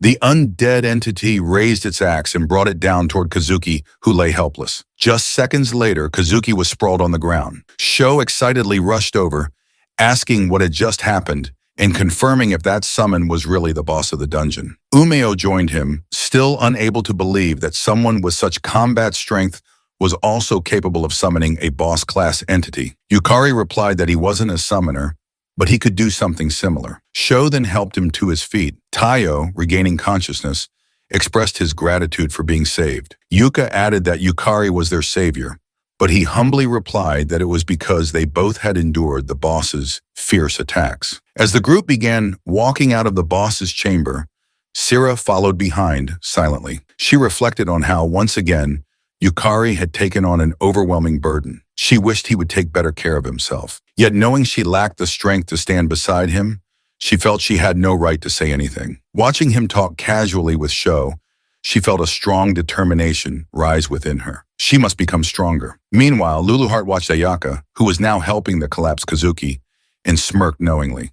The next day, at the Japan Player Association's Shinjuku branch, an employee informed Yukari that all procedures for his promotion to Dank were now complete. He thanked her for her assistance, but the lady noted that he didn't seem very happy about it, which surprised and confused him. She went on to explain that reaching Dank was considered the first real hurdle for a player. It required both solo and team dungeon clears, and it entitled players to government subsidies and tuition exemptions. She remarked that he should be more excited. Yukari responded by asking if she believed a D-ranked player could clear an S-ranked dungeon. Puzzled by the question, she replied honestly that it would be impossible. He simply stated that that was the reason. He had to become stronger than even S-rank players. Luluheart, proudly floating beside him, nodded in agreement. The lady, understanding his ambition, acknowledged that for him, Dank was just a passing point. She wasn't sure whether he was joking or being serious, but then smiled, saying that if anyone could do it, maybe it really was him. She told him she looked forward to the day he stood at the top of the world. A moment later, as Yukari stepped outside the association building, someone called out to him. A man approached asking if he was Kaki Yukari.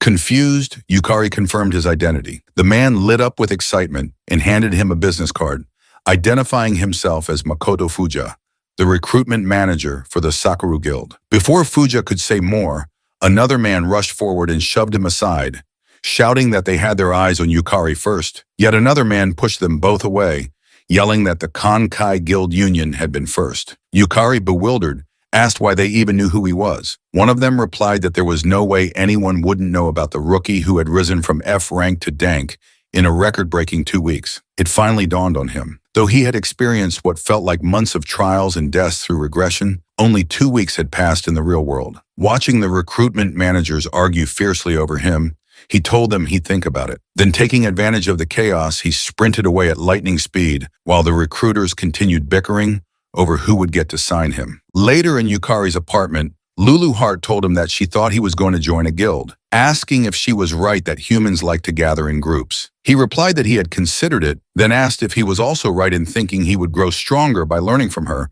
rather than joining a guild. She confidently agreed and cheerfully told him that he finally understood. She then informed him that they would soon challenge the Luluheart dungeon. Yukari immediately dropped his dumbbells and stared at her in fear. She looked back at him in confusion. He shouted at her, asking if she wasn't skipping way too many steps and if she had any idea how many S-ranked players had failed to clear that dungeon before. Luluheart calmly reminded him that the Luluheart dungeon was her home and assured him she had a special secret plan. She told him to leave it to her. Despite her confidence, Yukari couldn't shake the bad feeling growing in his chest. Meanwhile, in the 100 Flowers Blooming Guild, Sakurako sat silently while Kazuki knelt before her, desperately explaining that he had been set up by Yukari's despicable trap. Sakurako, however, informed him that the other players had all reported that he had made an insane decision. Kazuki swore in panic and insisted it was a false report, but then Sakurako reached out, grabbed him by the hair, and furiously asked if he was saying that Sierra was lying. Terrified, Kazuki shouted that it was true, claiming it was unfortunate, but Sarah was not in her right mind. Her anger intensified. Without another word, she activated her two-tail ability, Hakuman Konmu Kyobi, a skill derived from her nine-tailed fox power that summoned the essence of the white-faced, golden-furred fox. A flurry of butterflies emerged from her mana. Fox ears appeared atop her head, and two glowing tails extended from behind her. Sakurako looked down at Kazuki and told him she had already intended to punish him, even if he had managed to kill Yukari. But insulting her Sierra just to protect himself had sealed his fate. Anyone who insulted Sarah would die. Kazuki trembled, admitting in fear that he was wrong, and trying again to shift the blame onto Yukari, but Sakurako ignored his.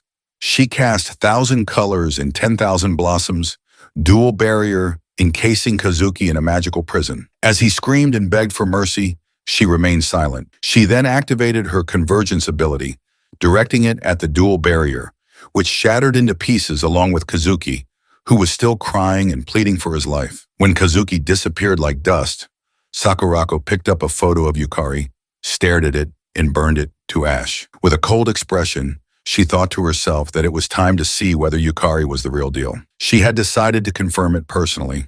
The next night, Yukari and Lulu Heart stood outside the entrance to the dungeon. She proudly remarked that her dungeon looked as amazing as always and asked if she was right. He agreed, telling her that it truly was in a class of its own. Staring up at it, he reminded himself that the Lulu Heart dungeon was the toughest in the world. Entering without permission from the player association was strictly prohibited, so he assumed getting inside would be a challenge. To his disbelief, just minutes later, he found the guard fast asleep. He whispered to Lulu Heart that they could probably just walk right in. She agreed, commenting that not many people dared challenge her dungeon anyway. The two of them walked through the dungeon gate without effort and soon stood at the portal entrance inside. Yukari whispered again, asking if they should go in. Lulu Heart nodded and they both entered, unaware that someone was watching them from a distance. Inside, Yukari was stunned to find himself facing a vast castle. It was the very dungeon players across the world had challenged without a single successful clear. He asked if it was just a corridor, and Lulu Heart replied that this was called the Infinite Corridor. She explained that the first floor of the Lulu Heart dungeon was a massive castle the size of an entire country.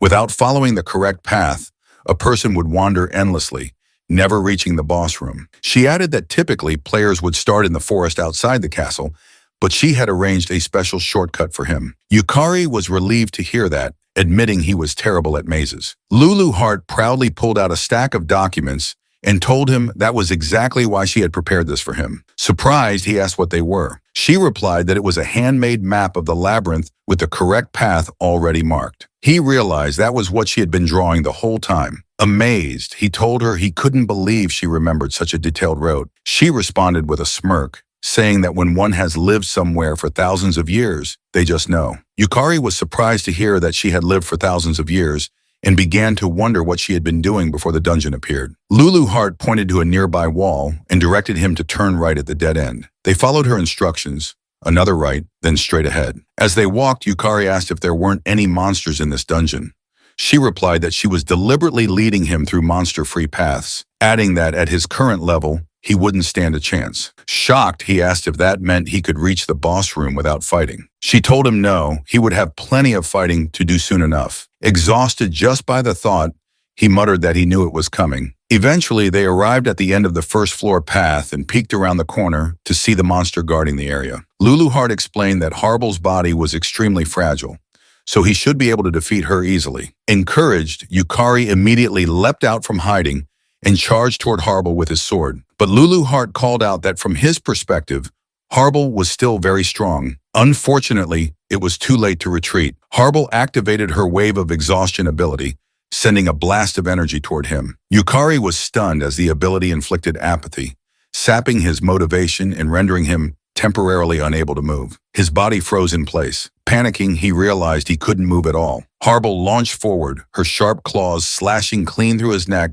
in one swift motion, killing him instantly. Yukari regressed 1 hour back. Trembling, he shouted at Lulu Heart that she could have mentioned that earlier. Calmly, she explained that she was in the middle of explaining when he ran off on his own. Defeated by her logic, Yukari admitted it was his fault and accepted responsibility. He shouted that Harble was insanely strong. Lulu Heart clarified that while Harble's body was fragile, she wielded powerful mental magic. He asked what that meant, and she explained that her magic inflicted level 7 apathy, equivalent to 7th tier magic. Finding someone who could resist it was nearly impossible, not just among humans, but even among monsters. He asked if it was really that impressive. She replied that someone able to use 3rd tier magic would already be called a genius. Even S-rank humans could usually manage up to 6th tier magic at best. He couldn't believe that Harble, who appeared so weak, was as powerful as an S-rank player. Lulu Hart simply responded that it didn't matter to someone with the lost man's skill. They peeked at Harble again, and Lulu Hart instructed him that all he needed to do was remove the emotion of sloth, which was the root of apathy's effect, and he'd be fine. Yukari finally understood what she meant. She then shouted that it was his chance, an opportunity to rapidly gain souls and mana while leveling up. Meanwhile, inside a church, Irugami knelt in prayer. Another nun entered and reported that a new player had entered the Lulu Art dungeon. Irugami stood solemnly, replying that to challenge such a sacred dungeon meant the person carried a sinful soul. Yoro Beatrice Irugami, ranked 1 in the Holy Dungeon Church, was the 6th strongest player in Japan. A Saintess class S-rank player with the Design Desire skill, she turned to her fellow nun and said that the challenger would most likely become an offering to the dungeon. But she added, if by some miracle he returned from that place, they must offer him their blessing. She asked if she was right, without Yukari knowing that yet another powerful force now had its eyes on him. Meanwhile, at the S-rank guild Sakura Dragon headquarters known as Oryu, Umio excitedly told someone that just when she was in trouble, Yukari had come to her rescue. The man she was speaking to smiled and responded that Yukari was a true man. Senzaki Kira, an S-rank player, ranked 15th in Japan with the Martial God class in Phoenix skill, and a member of the Sakura Dragon Guild, told Umechiko that he liked this cocky Yukari. But he added, if the 100 Flowers Blooming Guild was involved, it probably meant that the vixen Sakurako was too. Knowing Sakurako, whose pride was practically a wardrobe, meant Yukari might be heading into some dangerous encounters. Yumo asked her brother if there was anything he could do to help. Smiling, he patted her head and told her to leave it to him. He swore that he would train Yukari thoroughly after beating him to a pulp.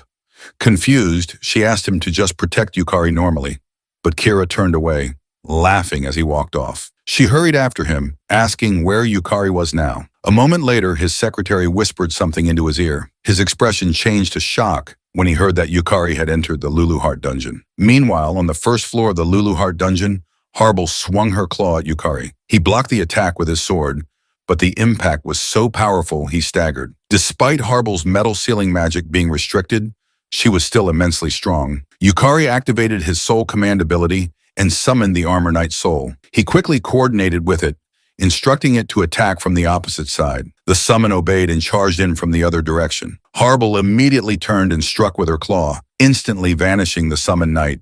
But Yukari used the opportunity, appearing behind her with a smile and slashing her back. The strike landed cleanly, making Harble scream in pain. He quickly activated Soul Command again and summoned the Skull Guardian. He noticed that Harble's curious nature caused her to chase anything unfamiliar. But after the second trick, she began to grow cautious. She glanced back and forth between the Skull Guardian and Yukari, visibly calculating her next move. He ordered his summon to attack again from the side, catching her attention. With her focus scattered, she left herself wide open. Yukari moved behind her without being noticed. Harble sensed something and swung back at him, but he dodged swiftly and slashed his sword across her neck while shouting that she was too slow. The blow was fatal. Harble's head was severed and she collapsed. Yukari then activated Soul Devour, absorbing her soul and converting it into magic, which he successfully did. He was stunned by the incredible surge of magic power that flowed into his body. Lulu Hart explained that Harble was a monster from the highest difficulty dungeon, so the mana gain would obviously be immense. Excited, Yukari noted that he managed to acquire her soul on the first attempt. He decided to summon Harble's soul immediately and activated Soul Command. When Harble's soul appeared, she had a surprisingly cute smile, which startled him. Looking closer, he admitted that Harble was actually kind of cute. Reaching out to pet her, he was caught off guard when she suddenly bit his hand. He quickly pulled his hand back, stunned that her soul had bitten him. Lulu Hart explained that Harble's soul was currently overpowering for him. Even as a soul, Harble would naturally exhibit resistance. He asked if that meant souls had their own will. She reminded him that of course they did. Souls were at their core will itself. He nodded, realizing it made perfect sense. Lulu Hart then added that the stronger a monster's magic power, the stronger its will. In Harble's case, both her personality and appearance were directly reflected in her manifested soul. So if Yukari wanted to fully control monsters with strong wills, he would first have to grow stronger himself. A moment later, they arrived at a fountain along the path. Yukari drank the water from it, and his magic power was instantly restored. He turned to Lulu Hart and commented that the magic power recovery spring was a lifesaver. With his current mana reserves, using Harble's abilities would drain him completely. She agreed. Lulu Hart then informed him that the spring was placed there by the first floor boss, who loved fair fights. Yet for some reason, humans never used it. Yukari glanced at the side of the spring and noted that with such a suspicious sign saying it was a magic power recovery spring, most people would assume it was a trap. Still, he was glad for its existence. It allowed him to keep fighting. Lulu Hart told him that nullifying mental magic, retrieving Harble's soul, summoning her, and defeating the next monster was a special leveling up method that only he could achieve. After a few minutes of rest, Yukari summoned the Armor Knight soul and ordered it to stand still. Another Harble monster soon approached and was distracted by the knight. Yukari then ordered his Harble to use her Wave of Lethargy, a magic attack that inflicted lethargy, freezing the target's ability to use skills and rendering them completely incapacitated. His Harble cast the spell successfully, hitting the enemy Harble and leaving it immobile. Yukari dashed in alongside his own Harble and slashed the frozen enemy as Harble struck with her claw at the same time, instantly killing it. He harvested the soul immediately and thrilled high-fived the Armor Knight soul, cheering that he now had 2 Harble souls. However, Lulu Hart seemed dissatisfied. She criticized him for using one of his souls as a decoy and landing a sneak attack, asking whether he shouldn't be focusing more on improving his personal combat skills. He casually replied that decoy tactics were part of combat prowess too. As he tried to make a heart shape with Harble, she simply gave him a like, leaving Lulu Hart visibly frustrated. Suddenly, a golden key appeared in the air. He reached out and grabbed it, calling out to Lulu Hart that something had dropped. She saw the key and lit up with excitement, telling him that it finally dropped. He asked her what kind of key it was, and she eagerly replied that it was a treasure chest key. Yukari couldn't believe what he just heard, but Lulu Hart confirmed it with a gleam in her eye. She explained that dungeons and treasure chests go hand in hand, and now they could finally collect some world-class items. Meanwhile, in the corridors of the Sakura Dragon Guild, Kira was running at full speed, heading out. Knowing the nature of the Lulu Hart dungeon, where monsters beyond human comprehension resided, he understood just how insane it was to enter alone. As he raced forward, he couldn't help but wonder who exactly was Kanzaki Yukari. A moment later, inside the Lulu Hart dungeon, they arrived at the treasure room. Lulu Hart instructed him to open the screen in front of them. He carefully examined it for a moment before activating it. What appeared before him was a luxurious chamber gleaming with gold. He stared in awe, his body trembling as he approached a golden sword, overwhelmed by the number of powerful-looking weapons. Lulu Hart proudly agreed with his reaction, but quickly warned him that if anyone other than the rightful owner touched any of the weapons, a trap would activate. Horrified, he froze. His hand had been just an inch away from the golden sword. She continued, telling him that while her treasure vault was magnificent and she understood his excitement, their objective was something else. She then walked toward 2 treasure chests placed at the side of the room. Pointing to one, she told him she believed that was the one. However, she warned him sternly not to touch the treasure chest on the right. If he did, the mimic would awaken. He froze in place again.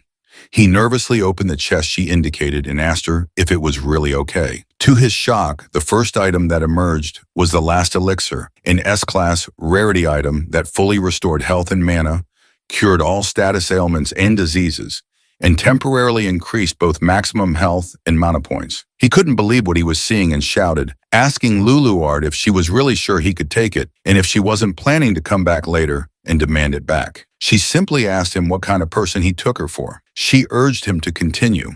The next item was the Monodominial Ring, a world-class artifact, a rune-engraved ring that increased maximum mana capacity by 1.5 times. Then came the Infinitus Vault Pendulum, another world-class item, a magical storage device capable of storing up to 713,925 items. Next was Eterno Alma, an S-class artifact, a piece of equipment that prevented weapon durability from degrading. As long as it was equipped, any weapon would retain its form even after the most grueling battles. After that came the ring de lingua, a world-class ring that enabled communication across all human languages. It allowed the wearer to understand and speak any human language, though it didn't work on creatures without linguistic intelligence. Rare item after rare item poured out from the treasure chest, leaving him overwhelmed. Panic set in as he asked Lulu hard again if he was really allowed to take all of these treasures. She replied casually that she'd love to explore the other treasure vaults too,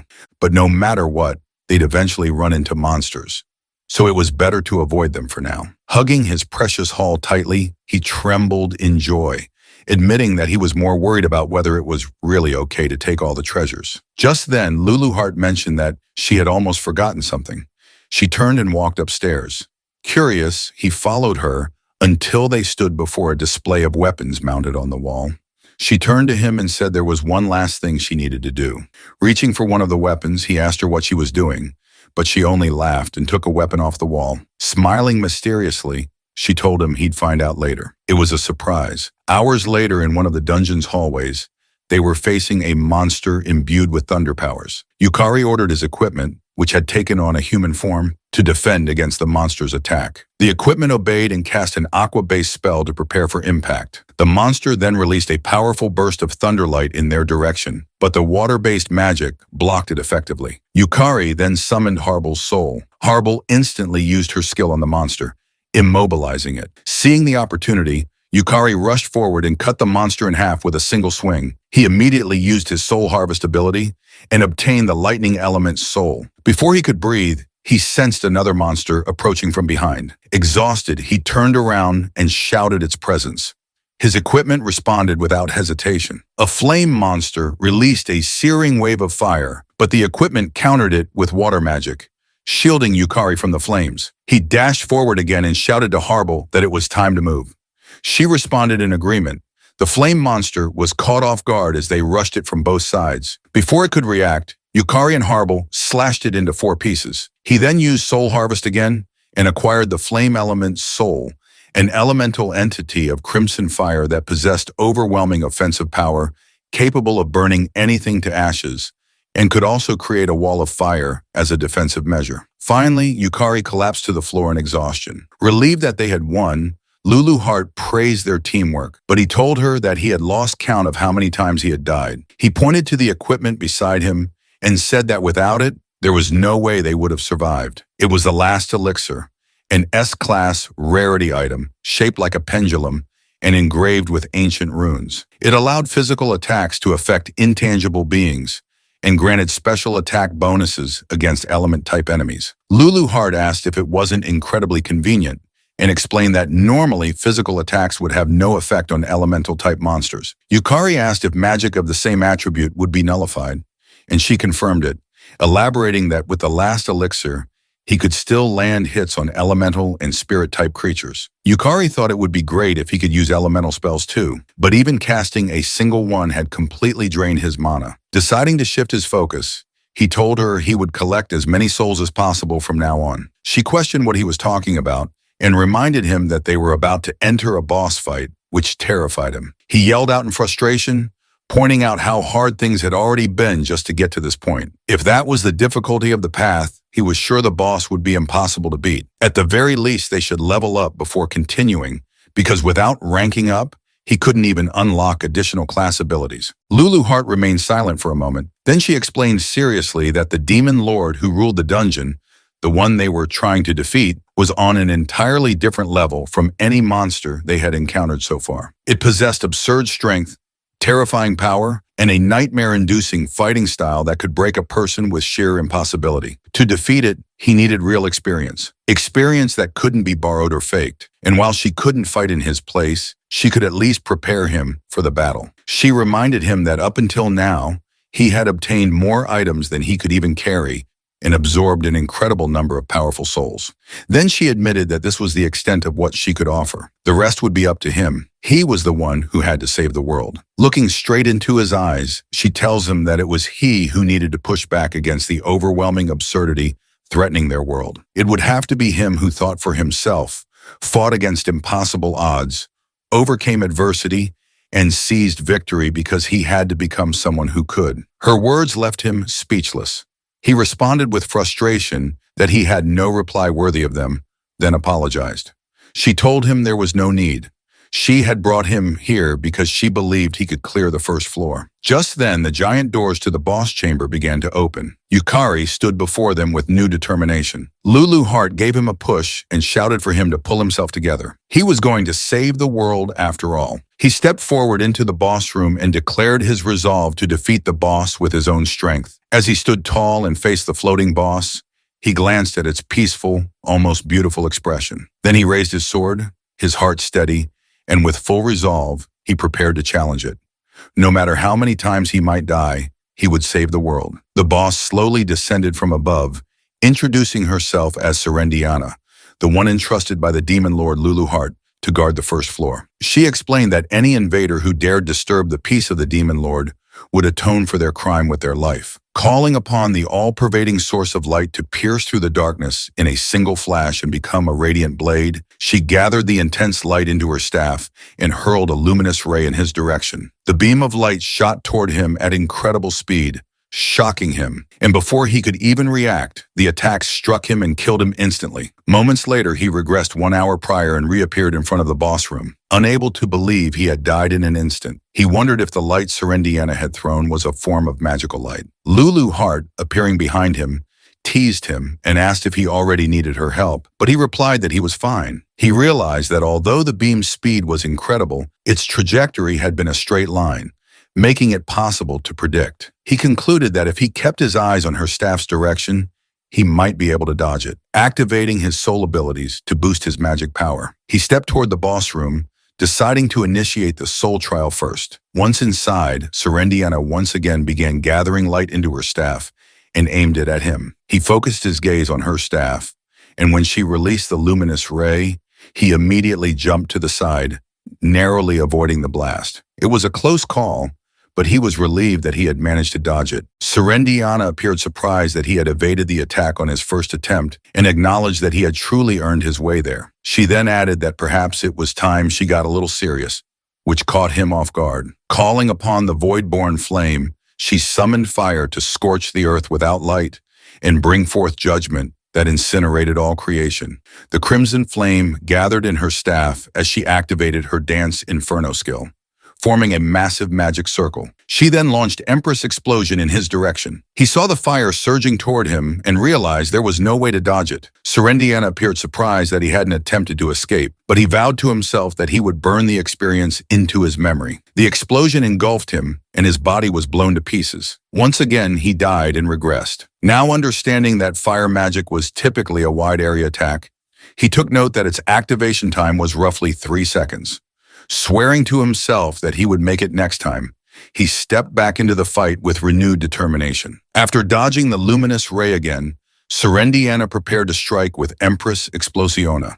As the flames rushed toward him, he immediately activated his soul command and summoned the fire element's soul. The summon created a protective wall of flames that blocked the incoming attack and shielded him from the explosion. Serendiana, observing that he had survived, calmly noted that it was an interesting tactic. She recognized that the fire element he had summoned was born as a natural elemental and therefore possessed the innate ability to nullify magic of the same attribute. She acknowledged that he had used this property to cut through her magic. While she explained he was barely staying upright, his body strained and mana nearly depleted. A light then emerged from Serendiana's forehead as she pointed out that he had full control over the surrounding magical energy. But his mana reserves were clearly exhausted, rendering him no match for her. Flames burst out around her as she told him he should have used his summon more efficiently. He knew the fire would consume him, but he still managed to express gratitude for her advice. Moments later, he was burned alive and died once more. He knew that at the moment, he didn't have enough mana to keep summoning high-rank elementals, so his timing had to be precise. For just an instant, he had perfectly read Serendiana's attack pattern and summoned the elemental only at the precise moment when the spell was unleashed. He reminded himself that until he could reach Serendiana, he had to keep hitting that perfect timing. He then died 3 more times before realizing that he still couldn't catch up to Serendiana. though he told himself that he only needed a little more time to analyze her. When she released a powerful wind spell, he was killed again. After dying 4 more times, he began to notice that Serendiena's spell selection speed was even slower than summoning an elemental. He then pushed himself to avoid her lightning spells, knowing that he had to predict the next element and summon the correct elemental in response. Otherwise, he would have no chance of winning. 6 more deaths followed before he attempted summoning Harble, only to realize her mental magic had no effect either. He was killed repeatedly after that, especially when Serendiana attacked with dark magic. He ran for his life while noticing that her long-range spells had homing properties, and no elemental could block them. Accepting his fate, he died again and again. Eventually, he realized that whenever Serendiana fixed her gaze on him, it signaled a guaranteed water-type spell.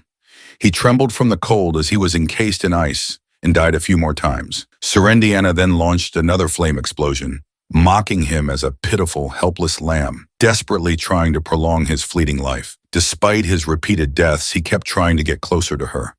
Thoughts of giving up started to creep in, but when he saw Lulu Hart's gaze filled with belief in him, he found renewed strength. He rushed toward the stairs, dodging another blast of flame, and shouted in defiance that there was no way he couldn't do it. Though he died again, he managed to inch closer to her, which took Serendiana by surprise. Unfortunately, he perished before reaching her completely. Once again, Serendiana hurled a flame explosion at him and silently observed whether he had survived. Fortunately, he did. He stood proudly at the top of the stairs and declared that he had finally made it that far, right to her feet, and had at last reached her. Serendiana calmly sighed before questioning whether he truly believed that was the extent of her power. She mocked him as truly pitiful. He was stunned when she released a radiant light around her. She asked if he realized that what lay ahead was nothing but sheer despair. She then cast the forbidden magic, 9-fold silent chant, releasing 5 different elemental powers around her simultaneously. He couldn't believe what he was witnessing. She was casting 5 elements at once. With her staff pointed directly at him,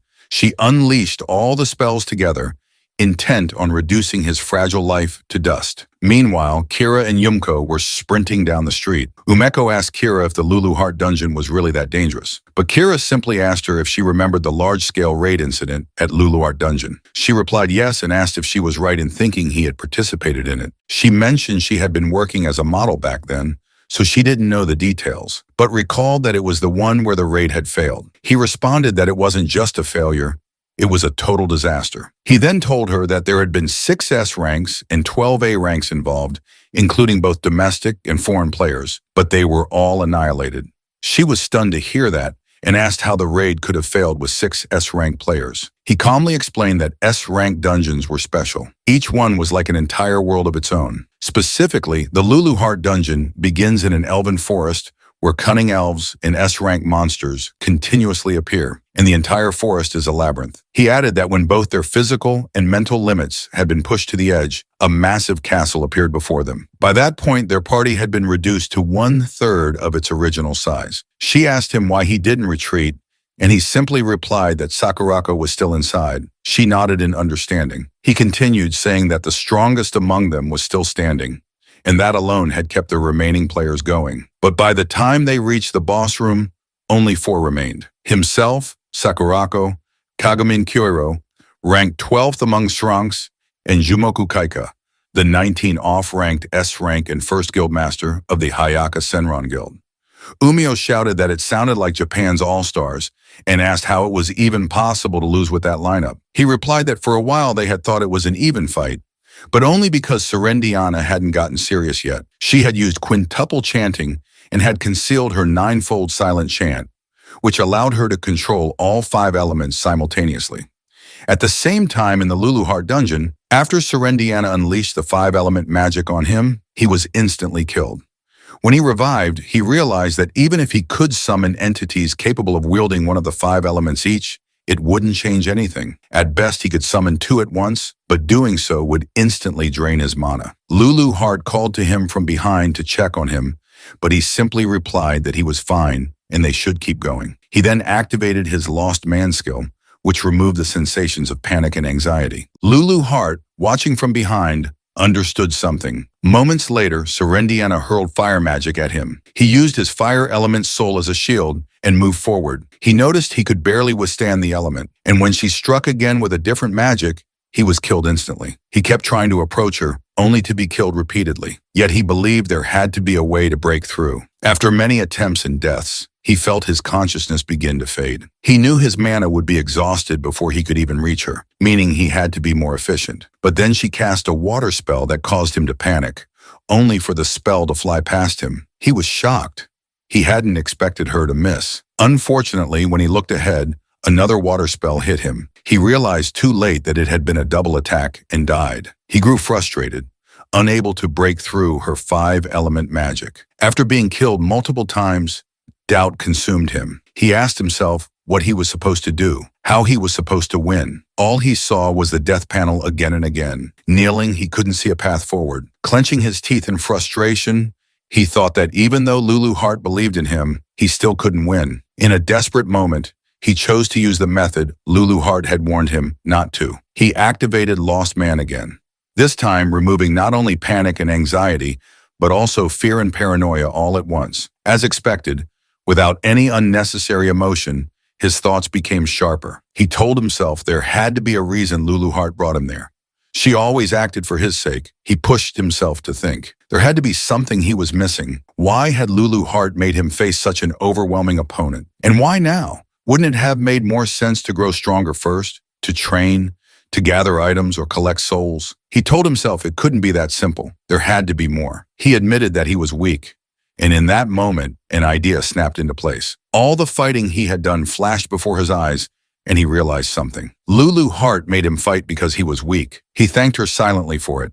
Lulu Heart, winking, just asked what he was talking about. He opened the boss room for what felt like the 100th time and stepped inside, telling Lulu Heart that he finally understood. He now knew the way to defeat Serendiana. Lulu Heart told him to show her the answer he had found through his struggles and suffering. A few minutes later, Serendiana remarked that it was certainly an interesting strategy, as it relied on something every element possessed from the moment of their birth, the ability to neutralize magic of the same attribute. As flames circled around him, he managed to avoid the fire spells she hurled thanks to his fire element soul. She admitted she hadn't expected him to use it to endure her magic, but he simply smirked and asked if she would now take him more seriously. This surprised her. Then he suggested she use a spell with 5 attributes at once, shocking her even more. She asked how he knew about it, but when he didn't respond, she said she had no need to entertain such cheap provocations. Still, she added, it was the duty of the strong.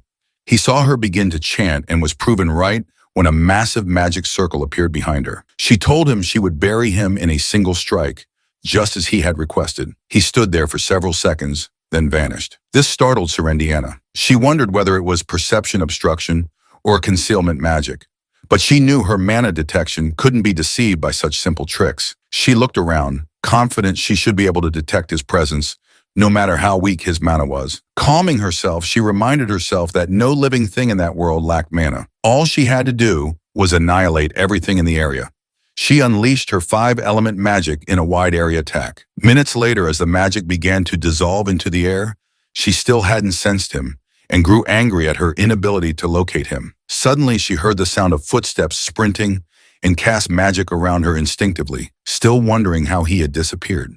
What she didn't realize was that he was directly above her, perfectly positioned. He had figured out that Serendiana perceived the world entirely through mana. When he used Lost Man, which eliminated his mana signature, she could no longer perceive him. He raised his sword, knowing that once Lost Man expired, his mana would return. As the system displayed that the skill had ended and his mana was restored, he leapt down and activated his ultimate ability, Soul Absorption, Full Power, Soul Burst. Serendiana turned in shock, unable to believe the magnitude of the mana now emanating from him. She wondered where he could have gotten such overwhelming power. A few hours earlier, he had told Lulu Heart that, as expected of the most difficult dungeon, the number of souls he had obtained was incredible. He explained that soul absorption, which increased his stats and mana upon delivering the final blow, had been extremely useful. But Lulu Heart reminded him that that was only the beginning. He looked at her in confusion. She then explained that if the soul leader class truly descended from her, the true power of soul absorption lay in the storage. Soul absorption allowed Yukari to store the souls of defeated enemies, functioning like a reservoir. Just like a dam, it could release the stored energy all at once. His final attack was powered by every soul he had ever absorbed and every life lost in regression. It was a strike containing everything he had. He knew it was an enormous risk, as it would use up all his collected souls. But he shouted at Serendiana, demanding to know how many times she thought he had died. He had observed her spells. He knew the length of her chance, and at this distance his strike would land no matter what. Serendiana remained calm, acknowledging that he was a splendid human. But she reminded herself that he wasn't the only one with a trump card. She knew that a magician's greatest weakness was chanting time.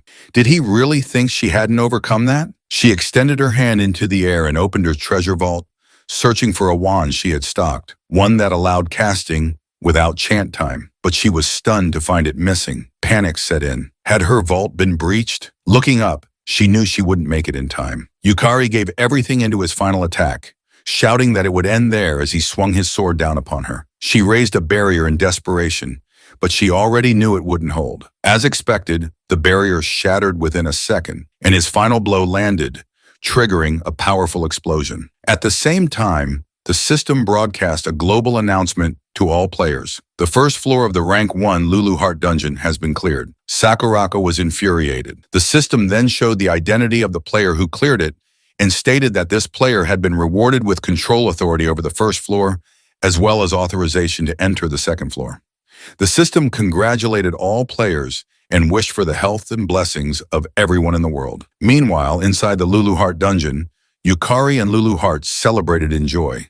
The first floor of the Lulu Heart Dungeon lit up, and a statue of Serendiana appeared at the center of the altar as the living Serendiana vanished. Yukari screamed in disbelief that he had actually won, but soon after he felt dizzy and fell to his knees. Laughing, he told Lulu Heart that he was completely out of it. It had cost him far more soul energy and mana than he could handle. The system then displayed a message confirming the dungeon's conqueror, showing Yukari at rank 1 on the contribution ranking. That's when he realized the system had assumed the dungeon would be tackled by a team. The system then awarded him the Rinton, a world-class great item known as the Ring of Rotating Magic. It explained that the Rinton nullifies all magic, but after use, it enters a 24-hour cooldown. Immediately after, his Soul Devour skill activated, consuming the soul of Diana Rinswheel, also known as Serendiana, and converting it into mana. He was shocked when he felt a flood of souls pouring into him, but it made sense given the enormous scale of mana involved. Even though it was overwhelming, he understood what it meant. Once Serendiana's soul was fully devoured,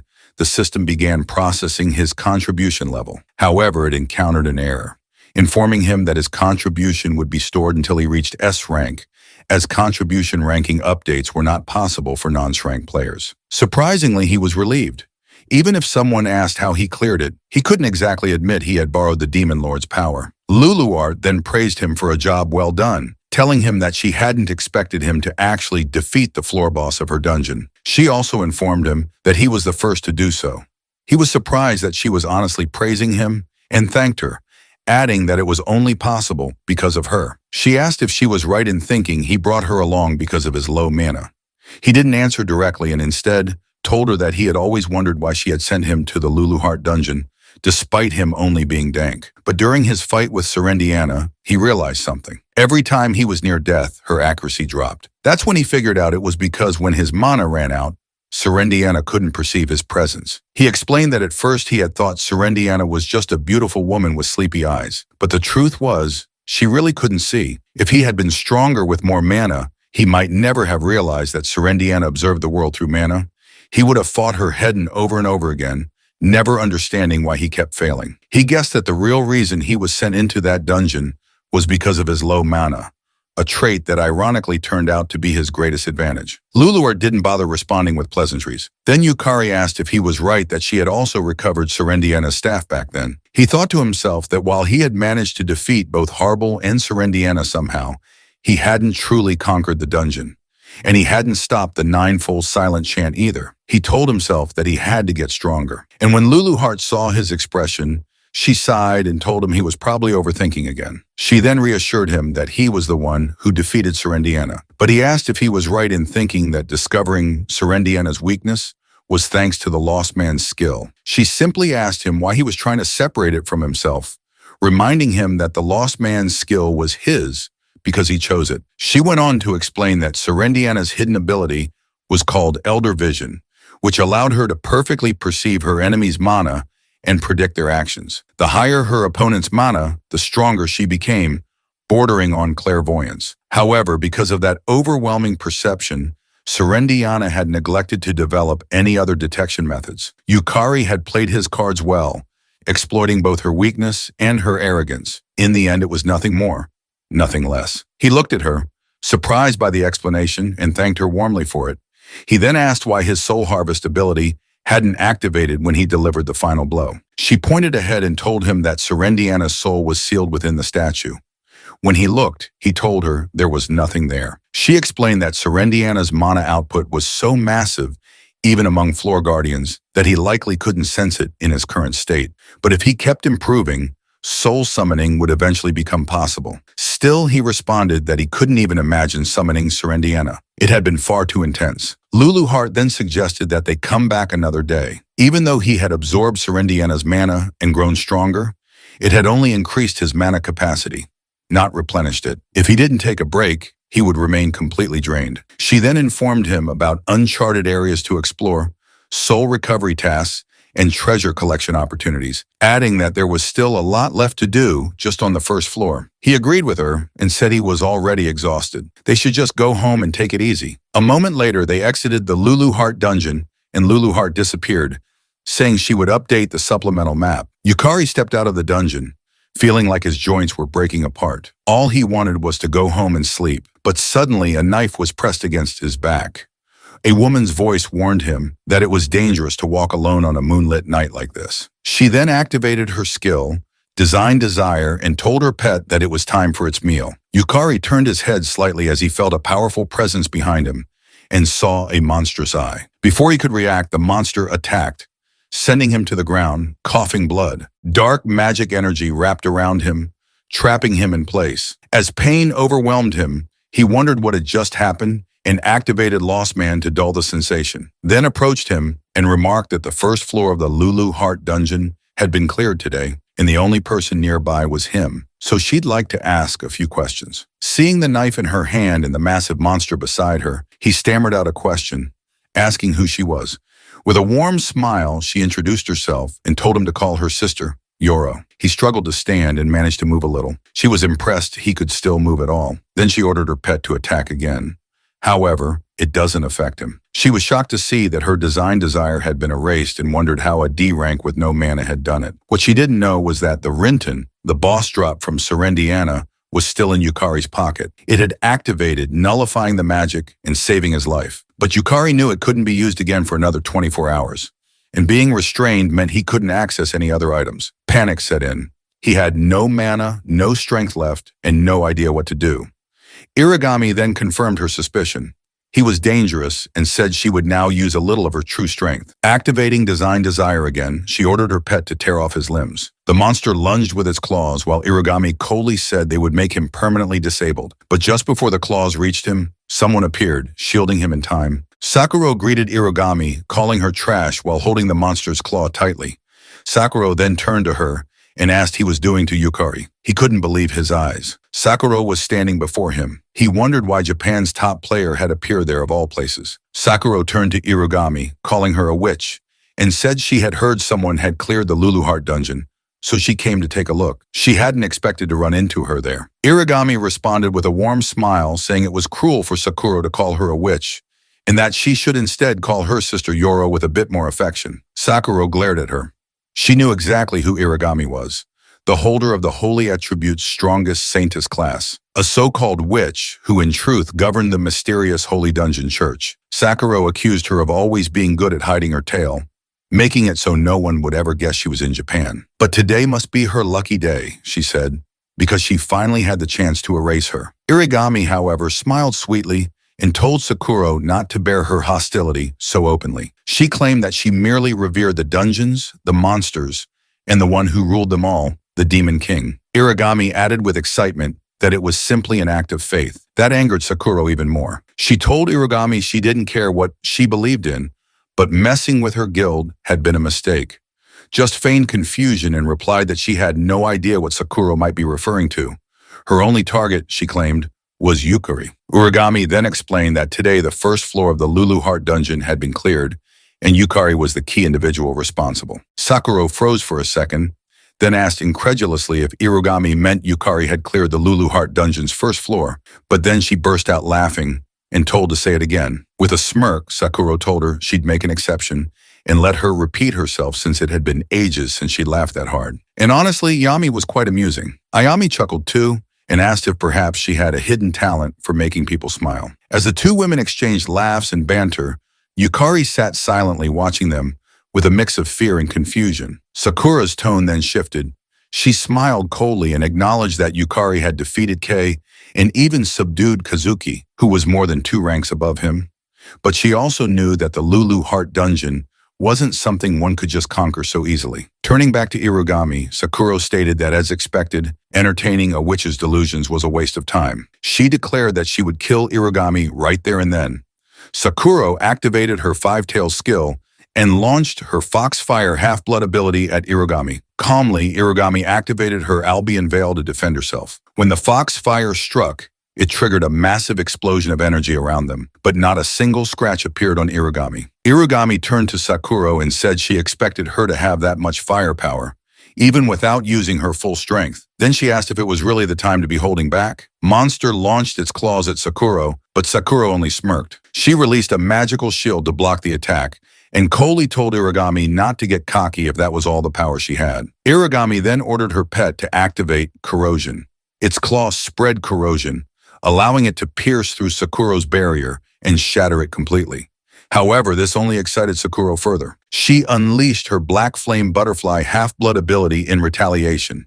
As the floating butterflies landed on the monster's claw, they ignited into powerful black flames, burning the creature to death. Meanwhile, Lulu Heart appeared beside Yukari, telling him that those women possessed an extraordinary amount of magic power. Since he was out of mana and stamina and unable to move, she advised him to simply watch for now, because what he was witnessing was the wall he would one day have to overcome. He nodded in response, understanding fully. It was a battle between S-class entities, and he planned to burn every detail into his memory. Urugami then released her sacred spears, holy lances of light summoned from the sacred castle. Their divine energy was particularly effective against evildoers and mortal beings. She aimed them all at Sakura and launched them simultaneously, saying that people were too obsessed with preserving what they deemed normal. Sakura activated her double barrier ability, blocking the spears trying to pierce her. But Iyami wasn't done. She cast an even stronger magic circle and spoke again, proclaiming that Earth had been chosen as the land of God and that humans should gratefully accept skills, classes, and dungeons as miracles. She hurled more sacred spears, provoking Sakura further. Visibly irritated, Sakura shouted back that Irigami's delusions were all over the place and activated her 1,000 bind chains half-bloom ability. She declared that she couldn't care less about Irigami's ridiculous beliefs. Her chains wrapped tightly around the incoming spears, and when she gave the order, they constricted and shattered the spears into fragments. Urugami responded by releasing even more powerful magic. Realizing her previous level wouldn't be enough, she deployed her holy sword, a radiant blade imbued with divine energy, particularly effective against evil and beings that exist between realms. Without hesitation, she swung down the sword at Sakura. Sakura binds it mid-air, wrapping the sword tightly. Urugami teased her, asking if she truly believed her 5 tails could restrain such a holy weapon. Sakura acknowledged it as a cheap provocation, but said she would play along just for a bit. She promised to show Irugami the vast difference between their powers. With that, Sakura released her 6 tails and activated Ritual Foxcry Barrier, Demon Heaven Curse, a technique that filled the area around the battlefield with the curse of the demon fox, rendering any target within its range immobile. A claw from the demon fox emerged from the rift in space. Urugami was stunned and asked if Sakura really intended to summon the demon fox itself. Was she planning to blow away all of Shinjuku? Sakura coldly replied that if it meant erasing Irugami, then sacrificing a city or two was a small price to pay. Yukari was horrified to hear that Sakura was willing to destroy an entire city. He noticed the serious expression on her face and knew he had to act. That's when he saw one of Sakura's bind holding a holy spear, now aimed directly at him. Rugami, meanwhile, released another holy sword and aimed it at Sakura, shouting that the pure and vicious power of magic made her heart race. She declared they should surrender fully to their skill's power and drown in it. She then hurled the holy swords at Sakurako. Just then, the system notified Yukari that his health had dropped below 10%, triggering the activation of his abyss soul. It elevated him into an ultra-high state, dramatically increasing his magic output. Reacting immediately, he summoned Horrible Soul, and it binds Irugami's hands, stopping the attack in time. Sakura was stunned. She couldn't believe he had managed to restrict Irugami's movements. Even though he was just a D rank, Yukari pushed himself to his feet. He didn't know how much more he could do in that condition, but he knew that right now he was the only one who could act. He swore to stop the fight no matter what it took. Meanwhile, Lulu Heart was watching from behind, amazed that Yukari had thought to stab himself with the Holy Spear to forcibly reduce his health and recover magical power. However, she also recognized that it presented a significant problem. Irugami then laughed loudly and claimed she had received a revelation. She exclaimed with excitement that Yukari was her destiny and activated her luminous sanctum ability, which removed all status ailments, freeing her from Harble's bindings. Yukari was shocked to see Harble's status effects instantly lifted. Without hesitation, Irugami hurled a holy sword at him, shouting that her plans had changed and she would now be taking Yukari for herself. This enraged Sakurako, who unleashed her seven-tail skill, shouting at Irugami not to underestimate her. Sakurako caught the holy sword with one hand and released magic with the other, shouting to Yukari that if he got in her way, she'd kill him first. She then cast Heavenly Thunder Butterfly above him. Yukari was shocked by its speed and knew he couldn't defend himself. He had no mana left. The butterfly exploded upon landing on him, causing a thick fog to spread through the area. From within the fog, a voice called out. It had made it just in time. Kira, who had blocked Sakurako's attack, shouted to both women that enough was enough. They couldn't afford to destroy Shinjuku. Kira told them that if they insisted on continuing the fight, they would give him no choice. Sakurako, calm but defiant, asked if he really thought he could defeat her. Kira replied that he probably couldn't beat her, but he wouldn't lose either. That left Sakurako visibly frustrated, but speechless. Suddenly, Sarah appeared, calling out to her big sister. Sakurako was shocked to see her little sister there. Sarah shouted that Yukari was her benefactor and pleaded for a chance to treat him. Sakurako calmed down, glancing toward Kira. She remarked that she couldn't believe they had brought Sarah with them. Kira explained that they had detected a massive magic reaction on the way and immediately called Sarah, knowing that nothing gets resolved when talking to Sakurako unless Sarah is present. He was also glad that Umeko and Sarah were close friends. Kira then turned to Irugami and asked what she intended to do. Irugami composed herself, realizing that facing two Shranks would be too troublesome at the moment. She approached Yukari and declared that it would be a waste to kill him now.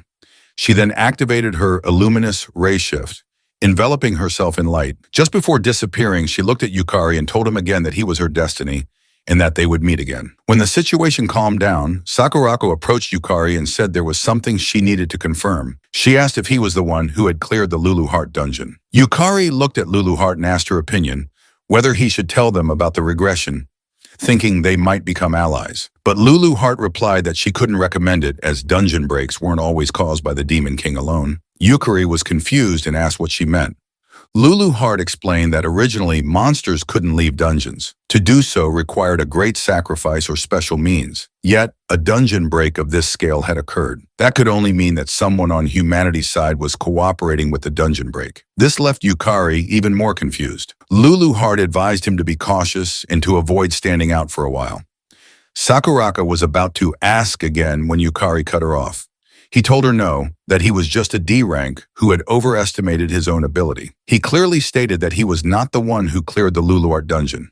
This shocked Sierra, who could see through lies. Yukari knew he had lied in front of Sierra, but he couldn't think of any better reason to hide the truth, even if the situation seemed suspicious. Sakurako turned to Sarah and asked if Yukari was telling the truth. Sarah paused for a moment, then eventually nodded. She said Yukari was telling the truth. It wasn't him who cleared the dungeon. Sakurako nodded and accepted the answer, saying that for Sierra's sake, she would let it go. Umeo then introduced Kira as her older brother. Kira said that somehow they had made it through the chaos and offered to let Yukari stay at their place for the night. Yukari thanked them, admitting it would be a big help. Sakurako turned to Sarah and asked if they should go home together. Sarah agreed, but inside she knew the truth. Yukari was the one who had cleared the first floor of the Lulu Heart dungeon. Sarah felt a pain of sadness, realizing he was always one step ahead of her. But more than that, she was confused about why he had chosen to hide the truth. Was there some secret he couldn't yet share? Sarah convinced herself that Yukari wasn't the kind of person to lie without reason. It must mean she wasn't yet someone he could confide in. Resolving herself, she silently vowed to train harder, to become someone Yukari could trust and lean on. That was all there was to it. Meanwhile, in the Holy Dungeon Association, a sister approached Irigami and asked if she was unharmed and what they should do about Yukari. She told that with her order, they could eliminate him immediately. However, replied that it wouldn't be necessary. She had sensed it. Harble, the entity Yukari summoned, carried the unmistakable magical signature of the Lulu Heart dungeon. That was enough to confirm it. Irigami smiled and told the sister that Yukari was their light, their hope for dungeons to overtake the world. She then whispered her thanks to her lord, utterly confident that Yukari was the one destined to be her partner. 3 days after clearing the first floor of the Lulu Heart dungeon, at the Japan Dungeon Association, Tokyo branch, a female staff member was looking at her tablet and noticed that the news about the first floor of the Lulu Heart dungeon being cleared was everywhere. She couldn't believe a player had actually managed to clear that dungeon. She also noted that a popular online theory claimed Sakurako was the one who cleared it, but she didn't think it was Sakurako.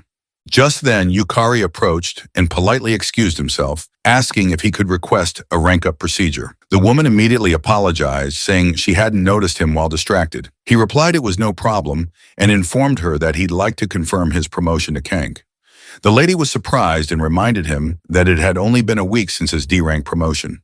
She explained that to be promoted to C rank, one typically needed to clear over 100 dungeons. Yukari understood her reaction. It was common knowledge that while the rank-up mechanism wasn't fully understood, it was believed that defeating monsters and clearing dungeons accumulated contribution points. He glanced at the massive, global-like stone in the room, knowing that touching it would automatically determine whether a player was eligible to rank up. The player association managed the system. He assured the lady that it was all right. He had cleared the necessary dungeons. In truth, he had exceeded the standard contribution requirement.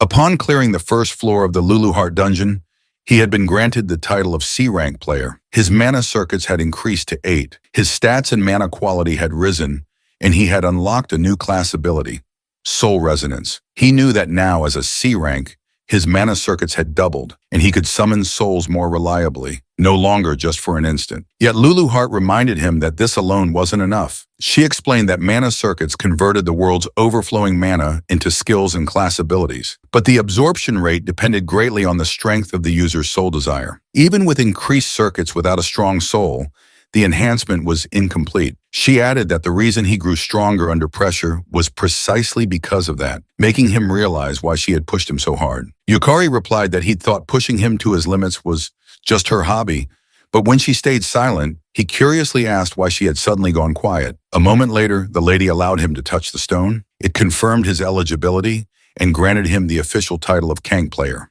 She was shocked. It had actually happened. She had previously assumed that defeating Kayakazuki was some kind of fluke, but to rank up from D to C in just 1 week, that was a speed rivaling even Sakurako. She wondered what kind of dungeon he must have cleared. She briefly considered the Lulu Heart dungeon, but quickly shook her head, telling herself that was impossible. Shortly afterward, Umecho congratulated him and he thanked her. She excitedly remarked that she couldn't believe he had already caught up to her in rank. She added that her brother seemed impressed by his performance the previous night, then asked if he'd consider joining the Sakura Dragon Guild. Umecho said she believed they would offer him a good position. After all, Kira was the guild master acer. But Yukari replied that he was thinking of going solo for a while. He still considered himself inexperienced. Ume nodded and said she wouldn't force him, but added warmly that he'd always be welcome. Later in the National Player University East Building cafeteria, Yukari was eating when he asked Lulu Heart via telepathy if it was really okay for them to be attending university so soon after such a major incident. Lulu Heart replied that the soul would wear out if he just kept pushing it, and that moderate rest, what people call daily life, was important. Yet he responded that he felt guilty relaxing when he knew a dungeon break was bound to happen in the future.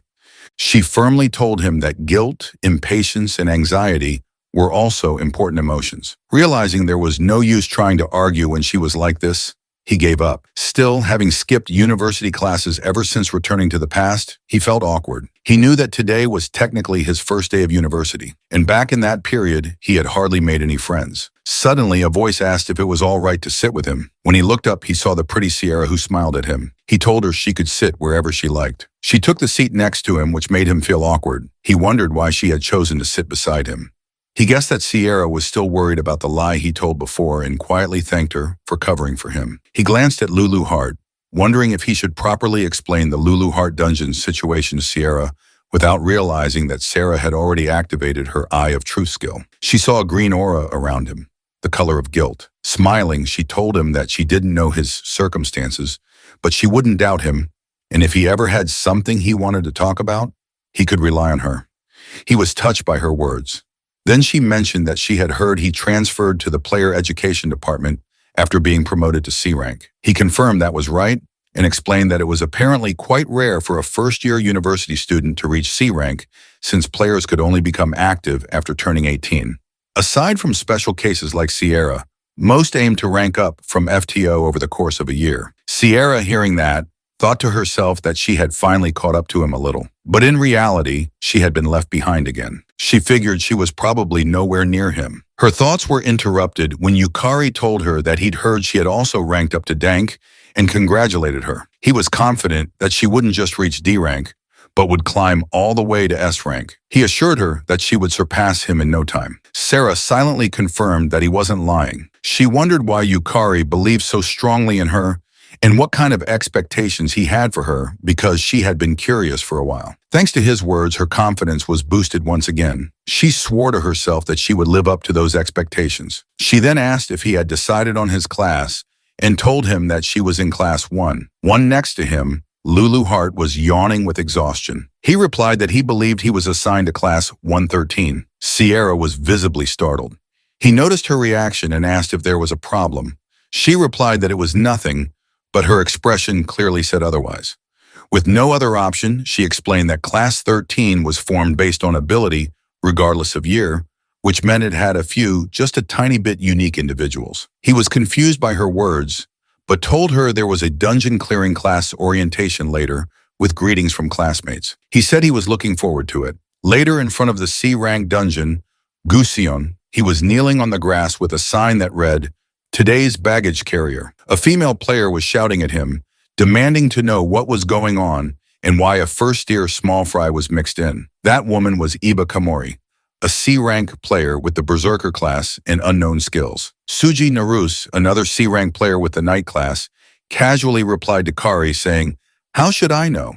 and guessed that Yukari was probably just there to carry bags. Nearby, Utoto Kagariawa, a C-rank elementalist with unknown skills, yawned silently. Komori then turned back to Yukari and shouted at him not to dare get in front of her. She warned him that she'd kill him if he got in her way. He awkwardly laughed and responded that he would do his best to learn from his seniors. Looking at his 3 powerful classmates, he realized that this dungeon raid was going to be extremely troublesome. Naruse then announced that their job today was to carry the gear and collect materials, clearly stating not to join the fight and to save experience points. Yukari happily agreed. However, Lulu Hart wasn't having it. She questioned why she had to work with them and urged him to go to the dungeon by himself. He knew that to enter a C rank or higher dungeon, he needed to go with a party. Also, if he wanted to raise his player rank, he didn't have a choice. Before the reset, he had been desperate to be involved with dungeons and used to work part-time collecting materials near them. Right now, he couldn't publicly say he had cleared the Lulu Hart dungeon.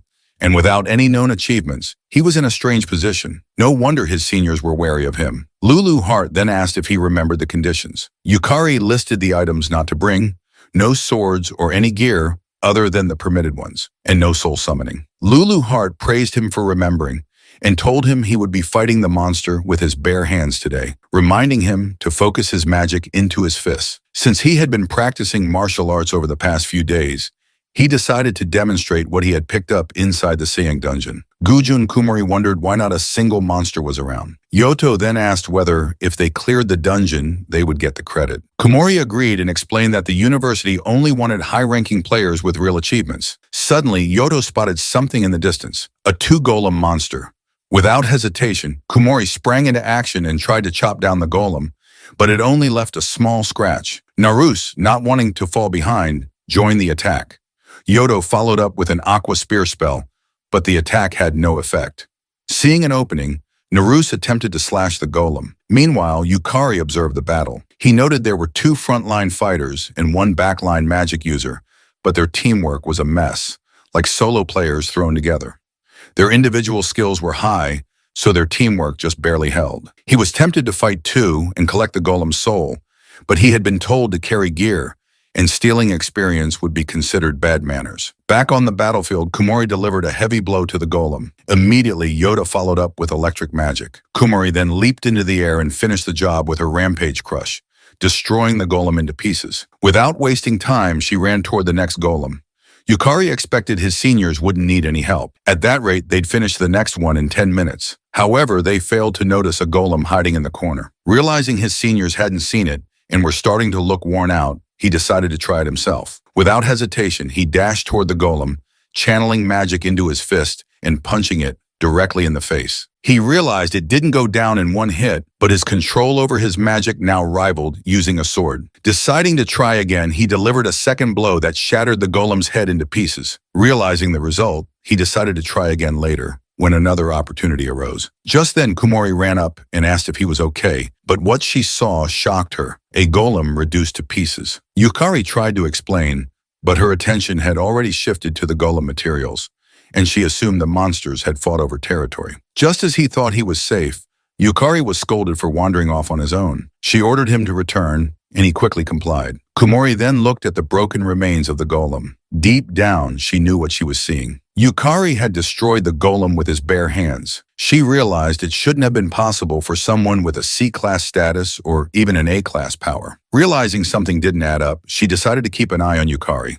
As they ventured deeper into the dungeon, they encountered another golem. Naruse blocked the attack using his iron barrier skill. He then signaled to Yuto, who quickly trapped the golem's foot using Ice Fort. Kumori leapt in for the kill, slashing the golem in half with Beast Fang Flash. Just when it seemed over, another golem charged from the side, but Naruse intervened using Justice Taunt. The skill provoked the target, forcing it to attack him and increasing his defense upon activation. Uto followed up with an Ice Spear attack while telling the others to coordinate. Both quickly agreed. Kumori then activated her Blood Mist combo, a skill that drains health and increases attack speed while performing a rapid combo. Naruse used Brave Strike, a powerful downward slash with a chance to knock back the enemy. Kumori finished the job with another Beast Fang Flash, destroying the golem. Seeing this, Yukari praised their firepower. Kumori explained that they had exploited the golem's weak point, increasing their critical hit rate. Curious, Yukari asked what she meant. She explained that her Berserker class multiplied damage several times. In simple terms, the critical rate increased each time certain conditions were met, such as attacking vital points or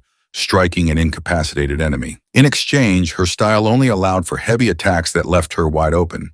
This was why Naruse, acting as the knight, managed the enemy's attention, while Uto, as the elementalist, provided support and secondary damage.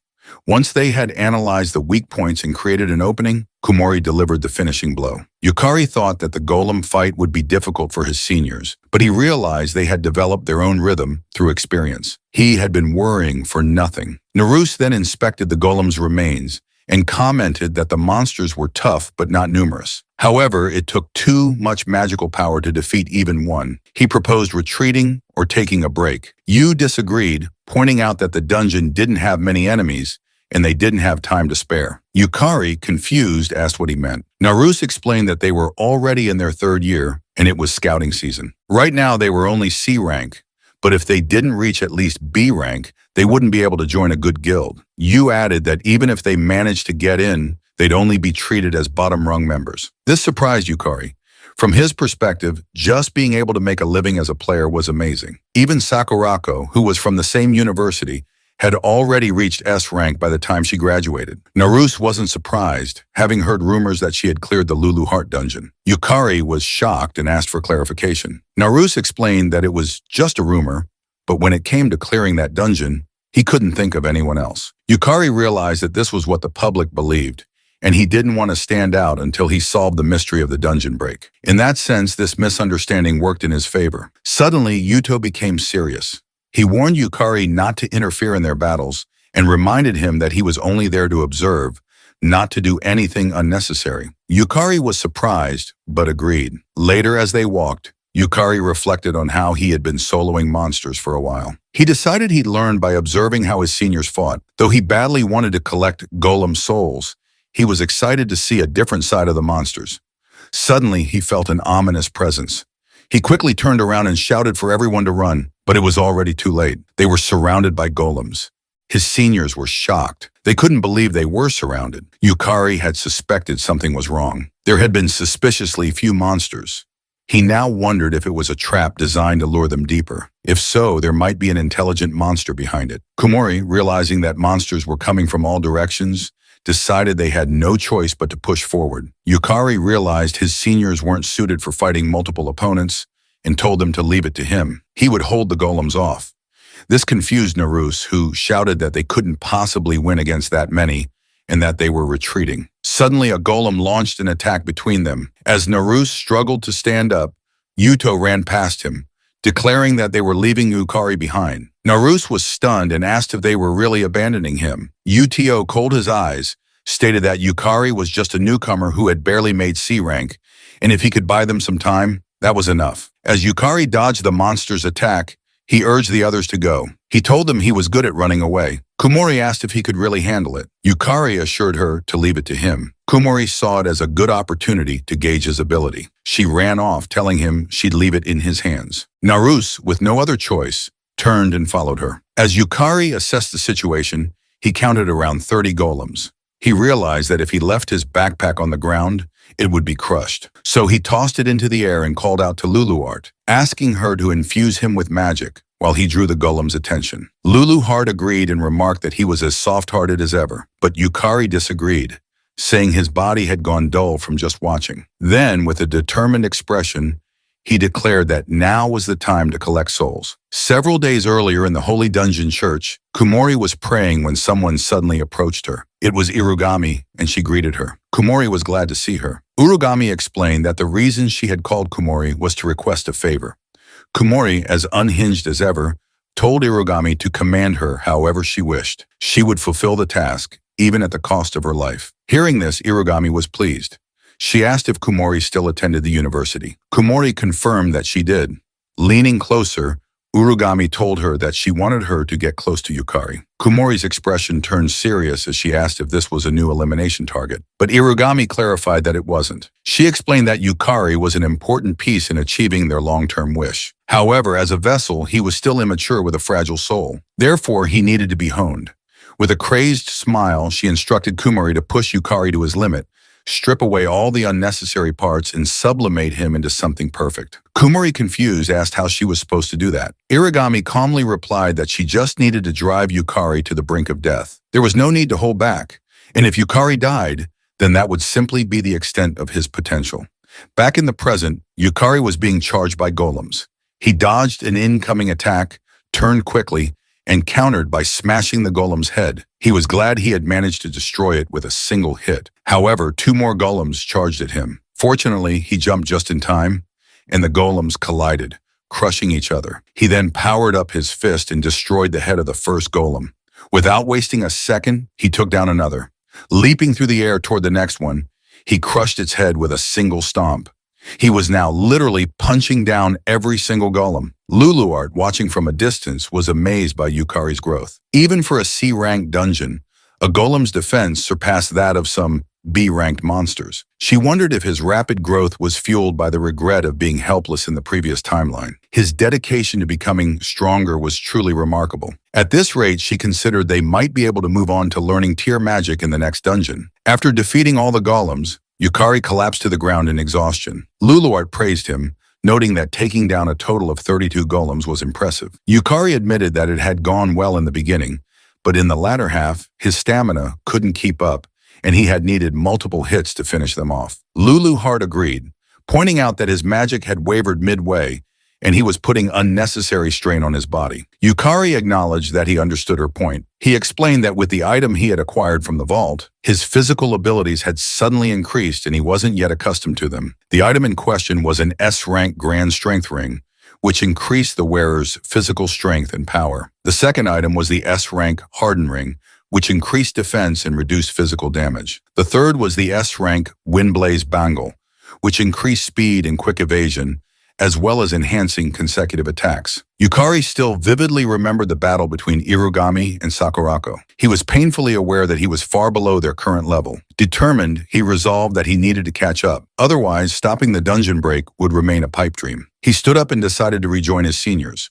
While running, he hoped they were safe. Lulu Hart informed him that she didn't sense any magical power nearby, so they were likely safe as long as they hadn't entered the boss room. Elsewhere, Naruse told his companions that he was going back. Uto asked him if he was sane, pointing out that doing so wouldn't erase the fact that he had abandoned Yukari. Naruse, visibly frustrated, admitted he agreed. He confessed that he was already irredeemable scum for leaving his junior behind, but at the very least he wanted to retrieve Yukari's body. Kumori disagreed. She told them they were heading to the boss room, which confused both Naruse and Yuto. She explained that if they defeated the boss, the dungeon would collapse, and if by some miracle Yukari had survived, they could save him. But if they went back and faced dozens of golems, there was nothing they could do. They were better off defeating one powerful boss. That was how they could prove their worth. In truth, Kumori remembered Irugami's order to push Yukari to the brink of death. Helping him would be inconvenient. Utio agreed with her, telling Naruse that what they needed was results, not sentiment. Dwelling on the dead wouldn't help them. Naruse replied that he understood.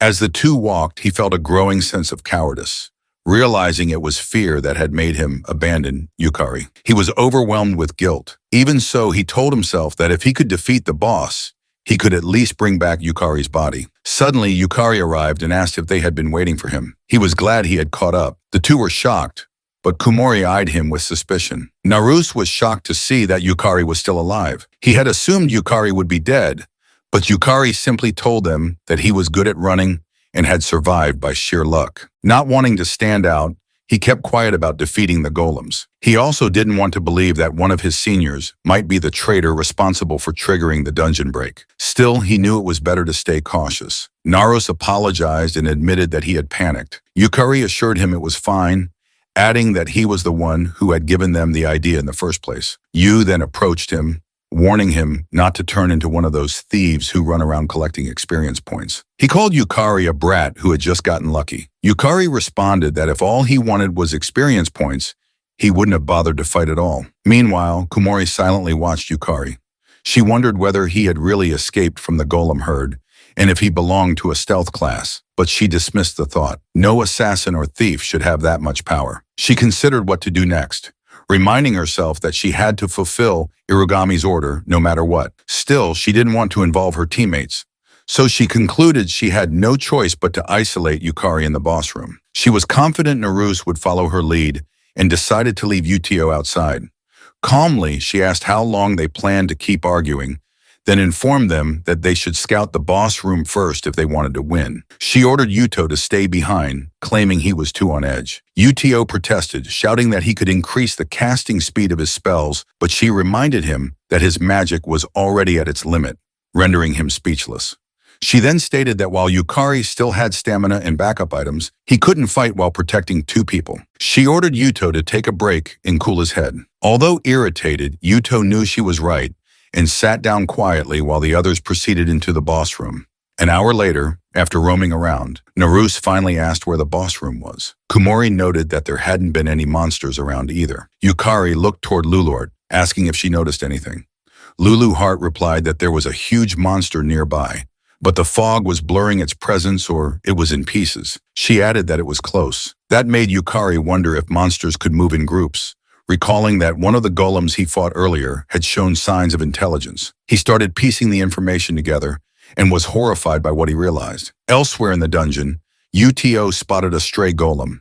Its body was damaged, alone, and on the verge of collapse. He wondered if Yukari had done it, but dismissed the idea. There was no way a first year like Yukari could have managed that. He approached the golem, thinking himself lucky. Confident he could take on a dying golem, Uto gripped his key tag tightly. He was determined to gain some experience points. He needed the money. A few days earlier in the hospital, Uto had been furious when he saw the bills. The doctor warned him that without treatment, his sister only had 3 more years to live. It terrified him. But when he checked his bank passbook, the money he had saved for her surgery had been withdrawn. He had a strong suspicion who had taken it. He rushed to confront his father, who was lying around lazily. When questioned, his father casually replied that he had borrowed the money. Uto shouted at him, saying the money was for Kaned's surgery, demanding to know what he had done with it. His father teasingly answered that he'd used it to buy alcohol and have a little fun. Enraged, Uto punched the wall and shouted that even if his father had abandoned them, he could protect Kaned by himself. He told him to disappear from their lives, but his father didn't take him seriously. Laughing, he walked away, telling him to just work harder. Back in the present, Uto knew he didn't have time. Killing one golem would be enough to push him to B rank. It wasn't much, but it was enough to qualify for a higher tier guild with perks that could earn him the money he needed for Kaned's treatment. He despised the world, calling it garbage, and decided never to rely on anyone again. He activated his magic power and struck the golem with his hydro spike. It shattered into pieces with a single hit. He calmly approached the remains, confident that as an elementalist, he could take on many attribute classes by exploiting their weaknesses. But he was stunned when he saw the shattered pieces begin to move. A wave of horror swept over him as he felt a powerful presence awaken. Just as he feared, the dungeon boss appeared before him. That's when he realized why the boss had been so difficult to find. Yu immediately tried to retreat, but before he could, the boss swung its massive fist and punched him across the room. He slammed into the wall and couldn't believe the boss's speed. It had grown much faster. He tried to stand, but his leg was severely injured. As the boss approached, he watched helplessly, thinking bitterly that nothing ever went right in this world, that everyone and everything was trash. The boss raised his fist to finish him. Powerless, Uto lifted the key tag his sister had given him, trying to call out to Kaned as his vision faded. Fortunately, Yukari arrived in time and caught the golem's fist with one hand. He tells that he understood. He wanted to rank up and gain experience, but Yukari asked him just once to let him help. Yukari then realized that each of the golems he had fought earlier was a fragment of the boss golem. He snapped back to attention when Uto shouted at him to be careful, making him notice the boss's other fist coming toward him. He immediately stopped it with his other hand and pushed it away from Uto. Shifting his weight onto his back legs and lowering his hips, he struck the golem with full force, shattering one of its arms and pushing it back. It was tougher to defeat than the golems they had encountered on the way, but for Yukari, it wasn't impossible. However, he was surprised when the boss regenerated its destroyed arm. Lulu Heart informed him that since the boss golem was formed by combining golems, regeneration was not unusual, but that didn't make it invincible. He then activated his soul trial ability to increase his mana and applied debuffs to himself. Raising his fist, he punched the boss, then immediately activated Lost Man to remove the debuffs and punched again. The force of the strike pushed the boss backward, and before it could respond, Yukari unleashed a rapid barrage of strikes. Uto was stunned by his movements and wondered if Yukari was truly the same conch as them. The others arrived shortly after, and Naruse admitted that he thought that they had caught up. But if they joined the fight now, they'd only get in the way. They stood back and watched Yukari dominate the boss. Kumori couldn't believe what she was witnessing. She observed that the efficiency of Yukari's mono circuits was on a completely different level than theirs. She was amazed at the amount of mana he was releasing and questioned what kind of mana absorption and circulation efficiency could produce such power, especially when the number of mana circuits should be the same among them. The boss growled in frustration and summoned its soldier golems. They realized the boss had mass summoned its golems, and once it finished, ordered them to attack Yukari's seniors. Yukari immediately looked back and summoned Harble, who responded with a wave of apathy, stunning all the golems. Yukari rushed in, destroying them one by one with single blows. Uito couldn't believe that he had summoned a familiar capable of using action-inhibiting magic, an area of effect stun with such long duration. It was overwhelmingly superior to his own magic, leaving him to question whether Yukari was supposed to be a warrior class or a summoner. Meanwhile, Yukari summoned his S-rank summons, Skull Lich Lord and Water Element, and ordered them to protect his seniors. Both summons complied. Kumori was shocked that he could summon multiple spirits at once, and that each of them was stronger than the entire team. While still in battle, Yukari noted that with the mana he had gained from Serendiana, he could summon multiple souls. Although it was still difficult for him to use their unique magic, he was confident his summons could act as effective guards. He asked Lulu Heart if it was all right to summon them for that purpose. She replied that it was fine as long as he wasn't using them offensively, but reminded him that he had to defeat the boss himself. Smiling, he agreed and charged the boss. He punched it in the stomach and noticed that it could be damaged. However, despite the significant damage, the boss regenerated instantly. He began to question whether there was any limit to its regeneration. Still, he believed there had to be a trick to defeating it. He decided to change his approach and look for a weak point. He kicked its legs, punched its belly, and smashed its head. But all of his efforts were in vain. The boss regenerated every single time. He glanced at Lulu Heart, who was silently observing him, and recalled her lecture that he must think for himself, fight, overcome adversity, and achieve victory. He understood now he had to become capable on his own. Calming himself, he pushed through his thoughts. He then ordered Water Element to activate her water prison ability. She responded by casting Aqua Globe containing the prison. While she was busy holding the spell, Yukari rushed toward the boss's arm and gripped it tightly. He pulled with all his strength and managed to tear the arm off. The boss screamed in pain, but he ignored it, knowing that even if he completely shattered the arm, it would only regenerate again. He lifted the detached limb and threw it toward Water Element. He decided that they needed to prevent the pieces from reassembling. Water Element imprisoned the boss's arm in her water prison, and he ordered her to keep the fragments isolated. She winked in confirmation. Turning back to the boss, he told it that it could no longer regenerate. Activating Soul Trial, he warned the golem that he was about to destroy it. Yukari then punched the boss's left arm to sever it and threw it into the water prison. He struck its torso and continued attacking relentlessly, placing each severed piece into the water prison as he went. Lulu Heart was surprised that Yukari would use the water prison solely to prevent regeneration. She noted that he wasn't attacking mindlessly, but was instead searching for a more efficient approach. She was impressed and amazed at the rate of mana absorption, the efficiency of his mana circuits, and the strength of Yukari's soul were all coming together perfectly. This led her to consider that it might be time to send Yukari back into the Lulu Heart dungeon, as the situation there was likely growing more serious by now. With no more regenerating stone fragments, the boss had shrunk considerably. Yukari was glad that using the water prison had succeeded. He dashed toward the boss at top speed, knowing he only needed to finish it off with a single high-powered strike. Inhaling deeply to calm himself, he decided to limit his soul usage to 20%. He then raised his fist, fueled with his soul, and used his soul burst ability to punch the boss. The boss was launched backward, and its core was destroyed, killing it instantly. Yukari had defeated the dungeon boss, Red Golem, and it dropped the golem pendulum. Though no soul core was dropped, he was satisfied.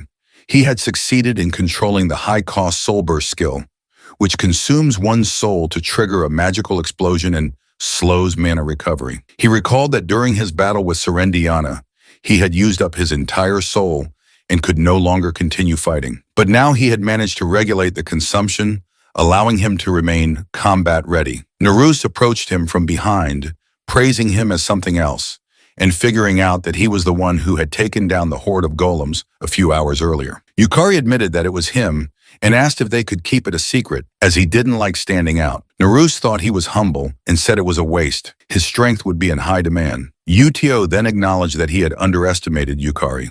He confessed that he had prioritized his personal matters, which ended up burdening Yukari. Uto then bowed and sincerely apologized, startling Yukari. Uto noticed Yukari's injured hand and suspected that he had pushed himself too far. Yukari looked at his hand in confusion and realized he hadn't noticed the injury because of the lost man's skill, which nullified pain. He stared at it, knowing it was now useless, but he didn't care. He simply reminded himself to be careful when using Soul Burst, as losing use of an arm every time would become a serious problem. He smiled and assured Uto that as long as he could protect everyone, losing an arm was a small price to pay. Yu was stunned by what he heard, but before he could respond, Yukari pulled something out of his pocket and handed the key tag back to him, telling Yo that he had his own reason for becoming stronger. Uito responded that he understood and hoped they both could achieve their goals. On the other hand, Kumori began to understand why Irogami had her eyes on Yukari. But from the perspective of someone affiliated with the Holy Dungeon Church, it was not necessarily a good thing. Still, Kumori decided to set the thought aside. She knew that an interesting junior had just joined them, and she couldn't help but be intrigued. Meanwhile, in the church used her saint dominance, a skill that allowed her to control the vision of subordinate sisters and observe Yukari from a distance. She confirmed that Yukari's mana had already reached the level of an A-rank mage. He was forcefully enhancing his physical strength by channeling his abundant mana, leading her to wonder just how much experience he had accumulated to reach such a level. What intrigued her more, however, was that despite having C-rank level mana circuits, Yukari was manipulating A-rank level mana. She knew that with only 8 C-rank circuits, there should be a strict limit to how much mana one could handle. That left her questioning how Yukari was compensating for it. She proudly declared that it was endlessly fascinating. Turning to the man standing in front of her, she asked if he agreed. Kayakuzuki and Frank, with the nightmare skill, agreed in a sinister voice that Yukari was indeed the best. His tone made happy. She said she was glad to see him understand Yukari's value, which made rescuing him worthwhile, even if it meant crossing Hyakuren and earning Sakurako's resentment. She then asked for his opinion and suggested that he abandon his boring habit of newbie hunting and get himself a class. He replied that he didn't hunt newbies for fun. It was just the quickest way to dissect players. What he truly wanted was to understand what skills and classes were and where they originated. Laughed and called him a wonderful philosopher. She told him that with his ambition and talent, it was only a matter of time before he reached S rank. He then asked her if she was really sure about letting him dissect Yukari, even though Yukari was her favorite. Excitedly, she told him to call her when that time came, explaining that she too was curious about what was inside Yukari. He sighed, realizing that Irogami was genuinely looking forward to it. He asked how he could obtain one of those classes, and she assured him she had the perfect method. He only needed to leave it to her. She then enthusiastically explained the method to Akazuki. He smiled, thinking it was a crazy idea, but he also understood why Irogami was feared as a witch. Akazuki knelt in front of her as they sealed their deal and confirmed that he would serve under her. From the day Akazuki had lost to Yukari, he had never forgotten the look in his eyes. He wanted to see him again, to meet him, and to discover what was inside him. Akazuki swore that the one who would dissect Yukari would be him. The next morning, Kuzuki Fujimin, in F-class rank with the Manav skill, and Yukari's best friend, greeted him. Fujimini informed him that he had ranked up to C-class and said he never thought someone like him, with no skill, would rise that far. Fujimini was Yukari's one and only best friend. He did possess a skill, but he had never chosen to live as a player because he believed he was just an average guy who couldn't risk his life going on adventures. Because of that belief in the world before regression, Fujimin had tried to stop Yukari from becoming a player and constantly reminded him that he had neither the talent nor a skill. Yukari recalled how Fujim had hardened his heart and discouraged him from chasing his dreams. He was lost in those memories when Fujimin called out and softly slapped his back, telling him not to zone out. Fujimin then proudly declared that Yukari was a celebrity now, a prodigy, the first since Sakurako to reach C-class in under a year. But Yukari irritably told him to cut the flattery and get to the point. Fujimin asked what favor Yukari wanted, and Yukari replied that he wanted him to team up with him. Fujimin asked if it was just to fill a party slot, which Yukari confirmed, explaining that to challenge a C-class or higher dungeon, they needed more than one person. He convinced Fujimin by saying he didn't need to enter the dungeon and could just wait at the entrance. Fujimini agreed, saying he wanted to see if Yukari had really gotten stronger. That thought alone made him excited. Yukari was about to suggest a date when Fujimin interrupted, stating that he would be coming into the dungeon too. Yukari was shocked to hear that from his friend, someone once afraid of becoming a player, and asked why. Fujim replied that he didn't care much about being a player or any of that, but he cared about Yukari and wanted to see him fight as the guy who used to be stuck as a no-skill. Yukari was stunned for a moment, but with no other choice, he agreed. He then called Lulu Hart to ask her for permission to go all out this time so that Fujimin wouldn't get hurt and could feel safe. She agreed and informed him that she would act separately from him this time because she had a few matters to take care of. He was confused. It was rare for her to act on her own, but decided not to question it and just asked her to return soon. As Lulu Hart left while he chatted with his best friend, she knew it was time to let Yukari start practicing independence. She had always wanted to watch over Yukari until the end of that world. but unfortunately, it was something she could not do. The next day, in the C-class dungeon, Umecho and Sierra were together. Saya rushed toward the goblins in front of her and slashed them using her maid's culinary techniques. She easily defeated a few of them, but more goblins kept appearing. In no time, 6 goblins were approaching. She activated her maid's work tools, which materialized exclusive maid equipment and summoned various items. She took out 5 shining long swords.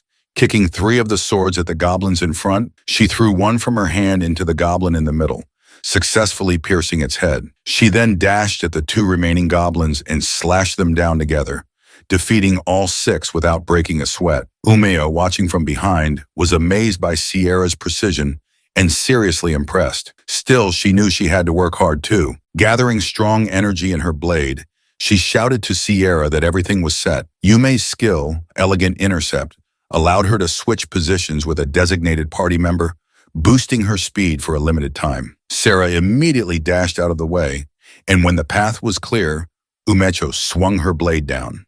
The unleashed power shattered the goblins and cleared the way. Moments later, as they were collecting the drops, Umecho praised Sarah for moving like she was threading a needle and asked how she did it. Sarah replied that her class was Maid, which had an ability called Flawless Movement, allowing her to perfectly replicate any movement she imagined. Asked if that meant she could never make a mistake and teased her, calling it cheating. Sarah responded that Umio's skill was even more incredible. Umio then proudly asked if she met her genius class and explained that as long as she met the requirements, she could learn any class, something that really helped with her short attention span. Sierra complimented her again, saying that her skill was insane. Umeko, lacking any sense of humility, confidently agreed. She went on to say that there were limitations. For instance, she had tried out Assassin during the last expedition, but it didn't suit her. Then she tested the Race Saber class, which felt better, but the charge time for attacks was too long, so she decided not to use it again. Sarah realized that Umecho adapted her class depending on the dungeon, and her talent was the ability to instantly master any class. Without a doubt, she thought was a genius with the potential to reach rank someday. Umeko then asked what Sarah thought Yukari's class might be. Sierra admitted she had been wondering the same thing, but had no idea. Was surprised, even Sierra didn't know. She recalled that just before entering the dungeon at Oryu Guild, Kira had informed her that the first floor of the Lulu Heart dungeon had been cleared. Based on what he sensed, over 20 guilds and factions had gathered there. She was shocked. She hadn't noticed anything at all, but Kira explained that was because they had advanced scouting and stealth abilities. He also informed her that all those forces were closely observing the battle between Sakurako and Irigami, and at the center of that battle was Yukari. She was horrified to hear this, realizing that it meant Yukari was in serious danger. Kira added that the reason so many strong players fought with him, caught in the middle, was because they were interested in him. That alone made Yukari a key figure in their world. Kira also explained that if he, as the master of the Uru Guild, were to approach Yukari any further, it would be like publicly declaring Yukari as someone of importance. Umeo understood what her brother was telling her and realized that this was where she came in. Kira agreed and said he wanted her to officially investigate Yukari on behalf of the Oryu Guild. Kira firmly ordered her to figure out who Yukari really was, what kind of skill and class he possessed, and most importantly, the hidden secret that lay between Yukari and the Lulu Heart dungeon. At the same time in the C-class dungeon, he warned Fujim never to leave Harbel's side and told Harbel that he was counting on her to watch over Fujimin, to which Harbel agreed. Fujimin commented that Harbel was cute and assumed Yukari's class was a summoner. Yukari explained that he could do something similar and assured him that Harbel was incredibly strong, which meant staying close to her would keep him safer. Fujim extended his hand to greet Harbel respectfully, and before Harbel could move, Yukari warned her not to bite Fujimin. A moment later, Umecho and Sierra were hiding nearby when they felt a strong presence even from a distance and noticed that Harbel's magical power was outrageous. Sarah also realized that Harbel was not at a C-rank level. It was far above, and she guessed it could be a rank or even S-rank potential. Umeko asked if Harbel was communicating, noting that they had a summoner in their guild too, but summoned monsters usually acted like puppets. Sarah agreed with Umeko, stating that was how summons should typically behave. At first, when Umeko asked Sarah to help investigate Yukari, she felt uneasy about it, but now that she was witnessing Yukari's strength firsthand, she understood Umecho and figured that from that day on, Yukari would become a target for many factions. Umeo admitted that when her brother told her Yukari might have cleared the first level of the Lulu Heart dungeon, she thought it had to be a joke.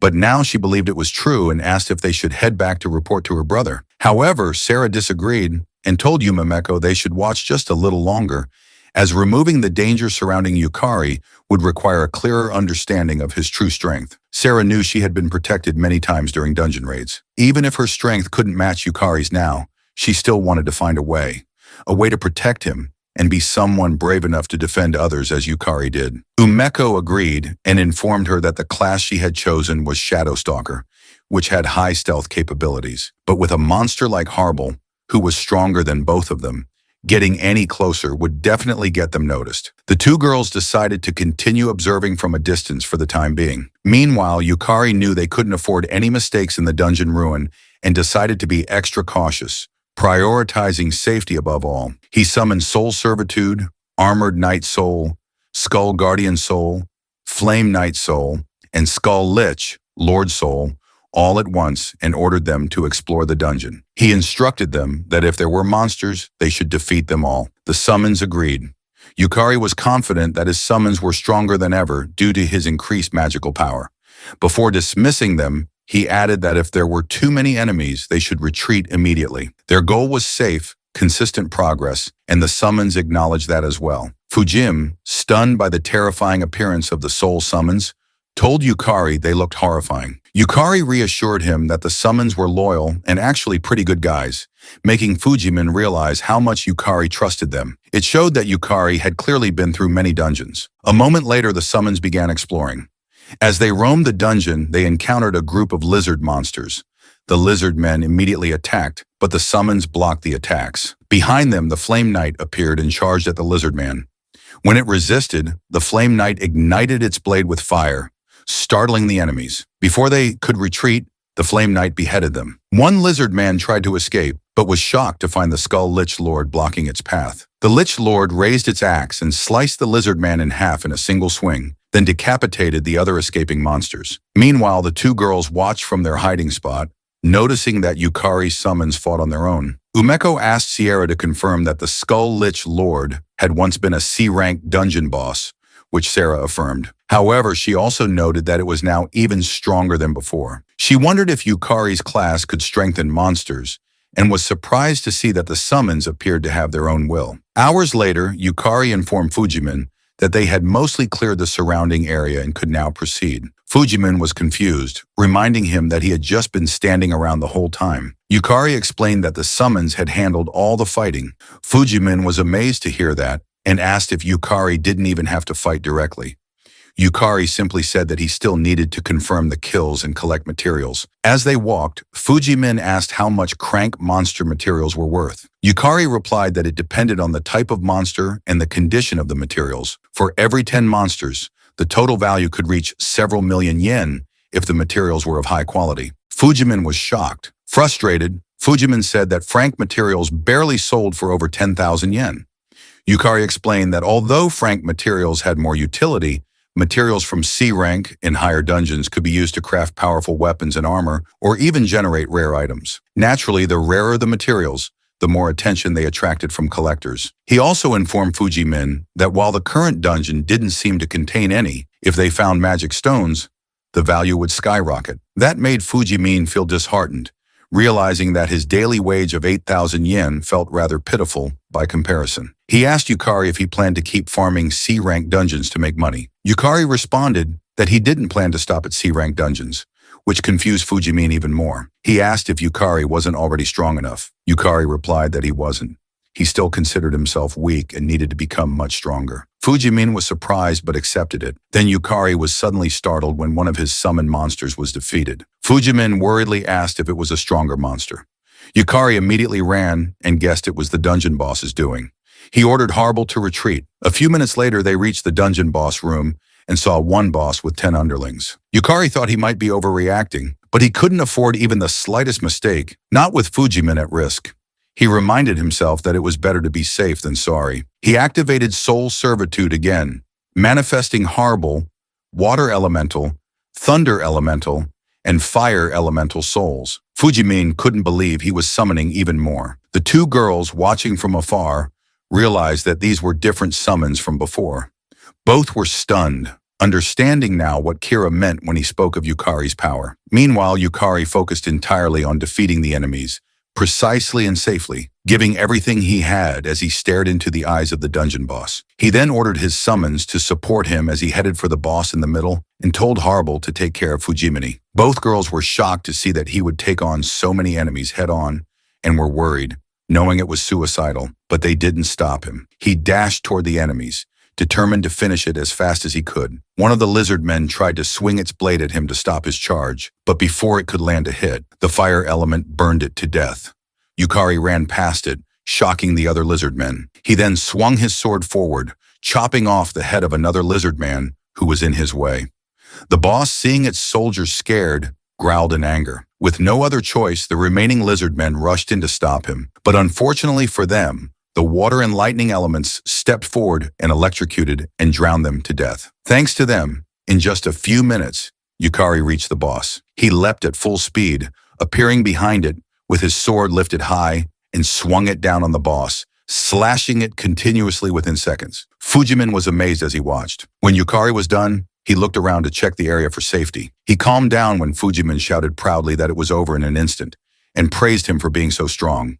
Fujimin then approached him, asking if he was right in thinking Yukari beat the boss, and said they should head back. Yukari simply agreed, but something didn't sit right with him. He found it strange, knowing that a monster at the level of that lizard man boss shouldn't have been able to defeat the Skull Lich Lord. He recalled the Skull Lich Lord telling him his magic was stronger now, confirming that he was indeed more powerful than before. Yet something still felt off. He wondered if there was something else going on. On the other hand, the girls were amazed that Yukari had finished the C-class dungeon so fast. Sarah couldn't believe Yukari had cleared the Lulu Heart dungeon like that. What amazed her even more was that not only did Yukari defeat boss-level monsters, but those monsters didn't even stand a chance. Whispered that Yukari was strong when they had done a dungeon together, but back then he wasn't this ridiculously powerful. They both guessed that Yukari might be using power from the Lulu Art dungeon monsters. As they watched from afar, they were left trying to piece it together. Yukari's overwhelming strength made them feel something close to fear. Later out on the street, Yukari and Fujimin were walking peacefully after selling the drop items and monster corpses. Yukari then saw Lulu Heart floating in front of him. He quietly asked her if her business was done, and she replied that it had ended earlier than expected and that she had handled the rest. She then asked him if she was right in assuming he noticed them, to which he replied yes, and shouted to the girls that they could come out. The girls awkwardly walked out of a nearby alley. He told them he had sensed them inside the dungeon, and Sarah immediately explained that they didn't do anything to feel guilty about. He calmly assured her that he believed them and that they were probably just worried about him and Fujimine, earning a look of disbelief from Lulu Heart. Umeko, feeling guilty, quickly agreed and nervously shouted that C-class dungeons are dangerous. He then asked if they had sensed anything disturbing back in the dungeon, which shocked Lulu Heart. Umea responded that she hadn't noticed anything, and Sierra said the same. Suddenly, the sky above them opened and a huge demon eye appeared. A powerful magic circle materialized in the air. Yukari panicked upon feeling the massive surge of magical energy. Knowing that something incredibly dangerous was coming, his instinct to protect everyone activated immediately. Dark power began to spread around them, and before it could manifest fully, Lulu Heart rushed him to use his Lost Lust ability. Confused, he asked what was happening, but Lulu Heart just shouted that she would explain later. He agreed and immediately activated Lost Man to erase the lust. Multiple magic circles then appeared in the sky, unleashing a powerful force that destroyed everything in the area. The energy splashed in their direction, and before it could hit the others, Yukari blocked it with all his might. But it was too strong. He was slammed into a nearby building, leaving his friends deeply worried about him. Lulu Heart proudly told him that even in an unexpected situation, he stayed calm, and she praised him for how much he had grown. He confirmed that with that level of magic, even one mistake would have killed him. He then asked Lulu Heart if she knew what was going on because he wanted to understand the situation. She informed him that a demon king had come to meet them, and hearing that made him feel a chill of fear. She explained that before his regression, the world had gone straight to hell, and the real cause behind all the dungeon breaks was the one who ruled the S-class dungeon, the pinnacle of Septim Milani, corrupted by lust. She added that the disease that spread through solitude was the demon king of lust, and she had come for him. The demon lord of lust then introduced herself as Kararan, the ruler of the dragonkin. Her race was a dragon succubus hybrid, and she was affiliated with September Magnus.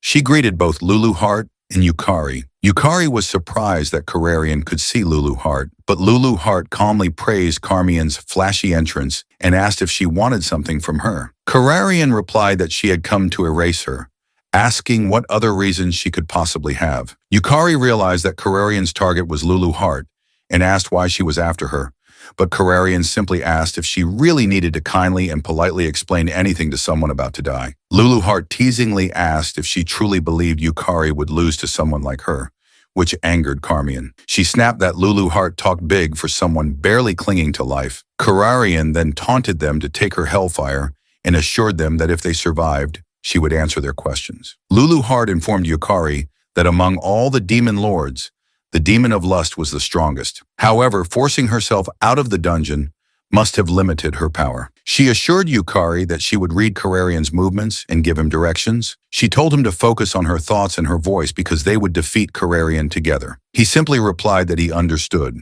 trusting Lulu Heart more than anyone. He was ready to face Karm, but then she disappeared, startling him. Lulu Heart immediately looked around, but Kararan reappeared on his right side and aimed her fire at him. He panicked but managed to raise his hand in time. Yet Kararian cast her spell faster, releasing a strong fire blast that exploded around them.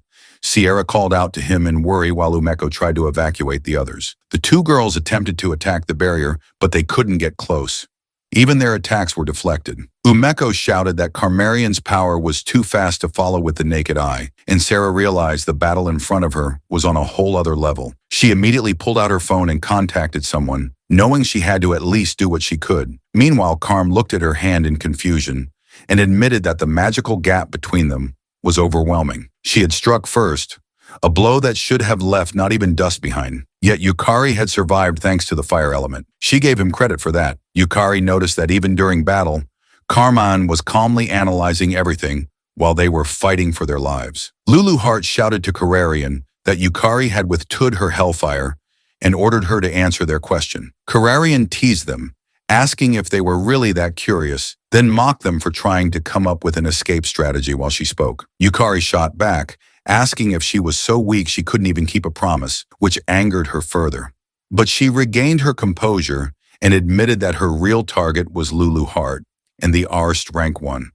Lulu Heart dungeon because Lulu Heart was its king. Lulu Heart asked how she found out where she was, and Kararian replied that all dungeons where dragon reside fall under her domain. That was why she had cast out antennae across every dungeon she controlled. Thanks to that response, Yukari figured out that Karm was the one who had defeated the Skull Lich Lord in the dungeon. The magic of the souls they had recruited in the Luluart dungeon had attracted her. Karmarian smiled and taunted them, expressing disappointment that the demon lord who ruled the Luluart dungeon had such weak magic, just a hollow shell of power. Lulu Heart, irritated by Kararian's boasts, decided to try rattling her. She landed on Kararian's side and calmly asked if they weren't in the same boat. Leaning in closer, she teased that with the current level of her magic, there was no way she'd be causing a dungeon break anytime soon. Carmian was stunned and furiously asked how she knew. Lulu Heart responded teasingly that she could see through the kind of thoughts a weakling like her would have, and called her pathetic for teaming up with others because she couldn't reach Lulu Heart's level alone. Kararian couldn't believe what she was hearing and began to suspect that the other demon lords had betrayed her. Thanks to her reaction, Lulu Heart managed to read that Carrion didn't fully trust her allies. However, her taunts had pushed Carmian too far. Carm decided to just kill them immediately. Lulu Heart was caught off guard when she saw Carmarian appear behind Yukari and quickly ordered him to get down. Carm attempted to slice his head off, but he managed to duck in time.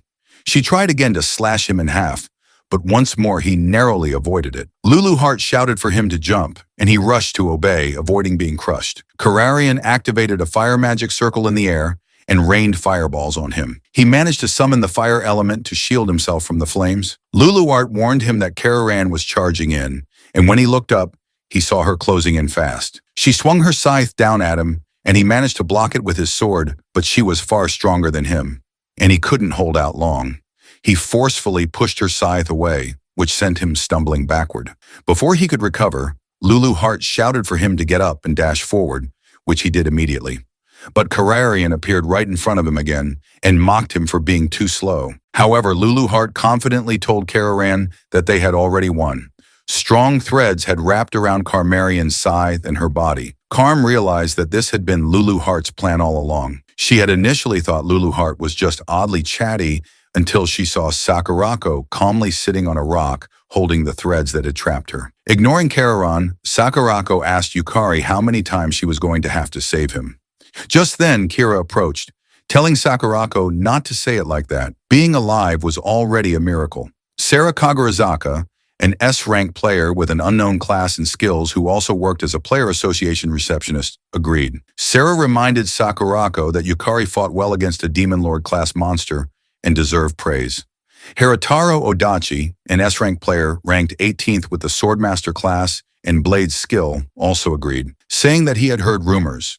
But Yukari exceeded all expectations. Kuchiro then appeared behind them and praised Yukari for moving like a pro against a demon lord. Kira approached Yukari and asked if he could still fight. Yukari confidently replied, "Yes."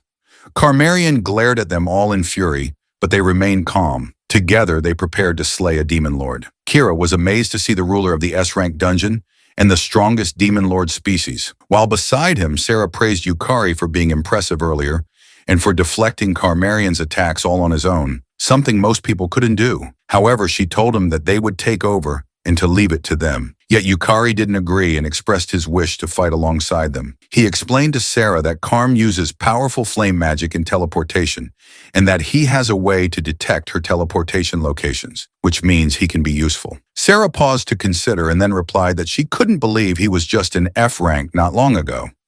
Fortunately, she agreed to let him join the fight. However, she warned him that even a single demon lord is enough to bring the world to ruin, and at the same time, she assured him that luckily they had a gathering of S-rank players present. Sarah then informed everyone of the formation. She and Kia would provide support. Kira and Kiritara would take the front lines. Umeko and Sierra would guide civilians to safety, and Sakurako would prepare the Grand Barrier. Yukari forced himself to stay calm and reminded himself that everyone there was a higher rank than him. He then activated his lost man's skill to suppress the feeling of panic, and once more told himself that the reason he was able to fight in that situation was because he had already seen Karm's attacks. He pushed himself to use his head, predict everyone's movements, and make the best possible move. Meanwhile, Karm realized she had been played. The players had hidden their presence to lure her into that exact situation. Lulu Heart noticed Kararian's reaction and could tell she was howling with her thoughts. She then teasingly showed the invitations and whispered to Kararian that if she let her sneak into a dungeon belonging to lizardmen,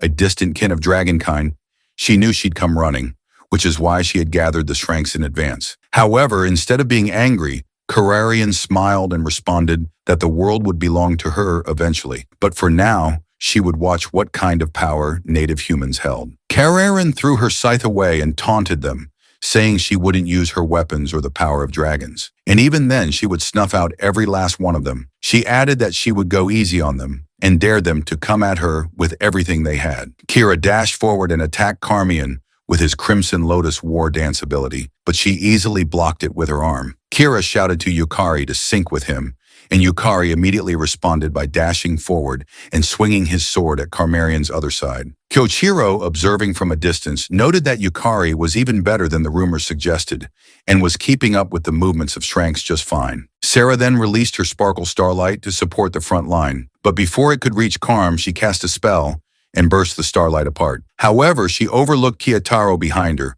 who slashed her hand. Kararian, at first confident it wouldn't damage her, was shocked when Kiyotaro slashed her hand again and it was cut off. Kararian was amazed that a mere human had severed her arm. Kiyotaro explained that her skill blade whisper can cut through anything, and not even a demon lord is an exception.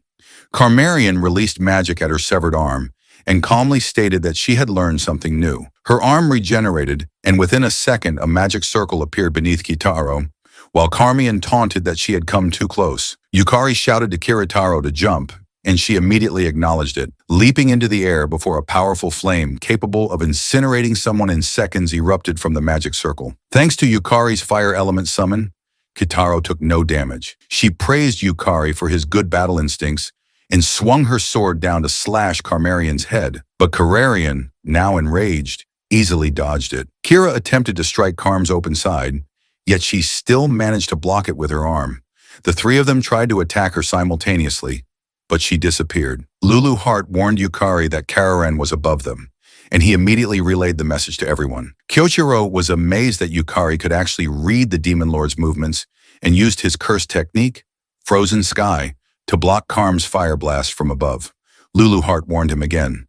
Karm was coming after the fuzzy guy. Yukari immediately shouted to Kira, but he was too late. Kararian pierced her hand into Kira. Yukari shouted Kira's name in worry, but Kyoro calmly assured him that Kira wouldn't die from something like that. Kira then activated a powerful ability and managed to grab the Demon Lord. Kararian realized that Kira was a regenerating phoenix, and before she could break free from his grip, Kitaro and Yukari dashed toward her. As Kitaro closed in, Kararian hastily activated a magic circle to protect herself, overlooking Yukari. He rushed forward, aware that his physical ability was more than 2 levels below the S-rankers, which meant Kararian would naturally prioritize Kiritaro's attack. In that moment, an opening would appear for him. He activated his soul resonance ability, which synchronized with a soul under his control and allowed him to wield its power. By syncing with an S-rank monster, his stats would skyrocket, enabling him to use that powerful magic directly. Karm felt a strong danger approaching from her other side and turned in a rush. But what she saw shocked her. Yukari's magic power surging directly toward her.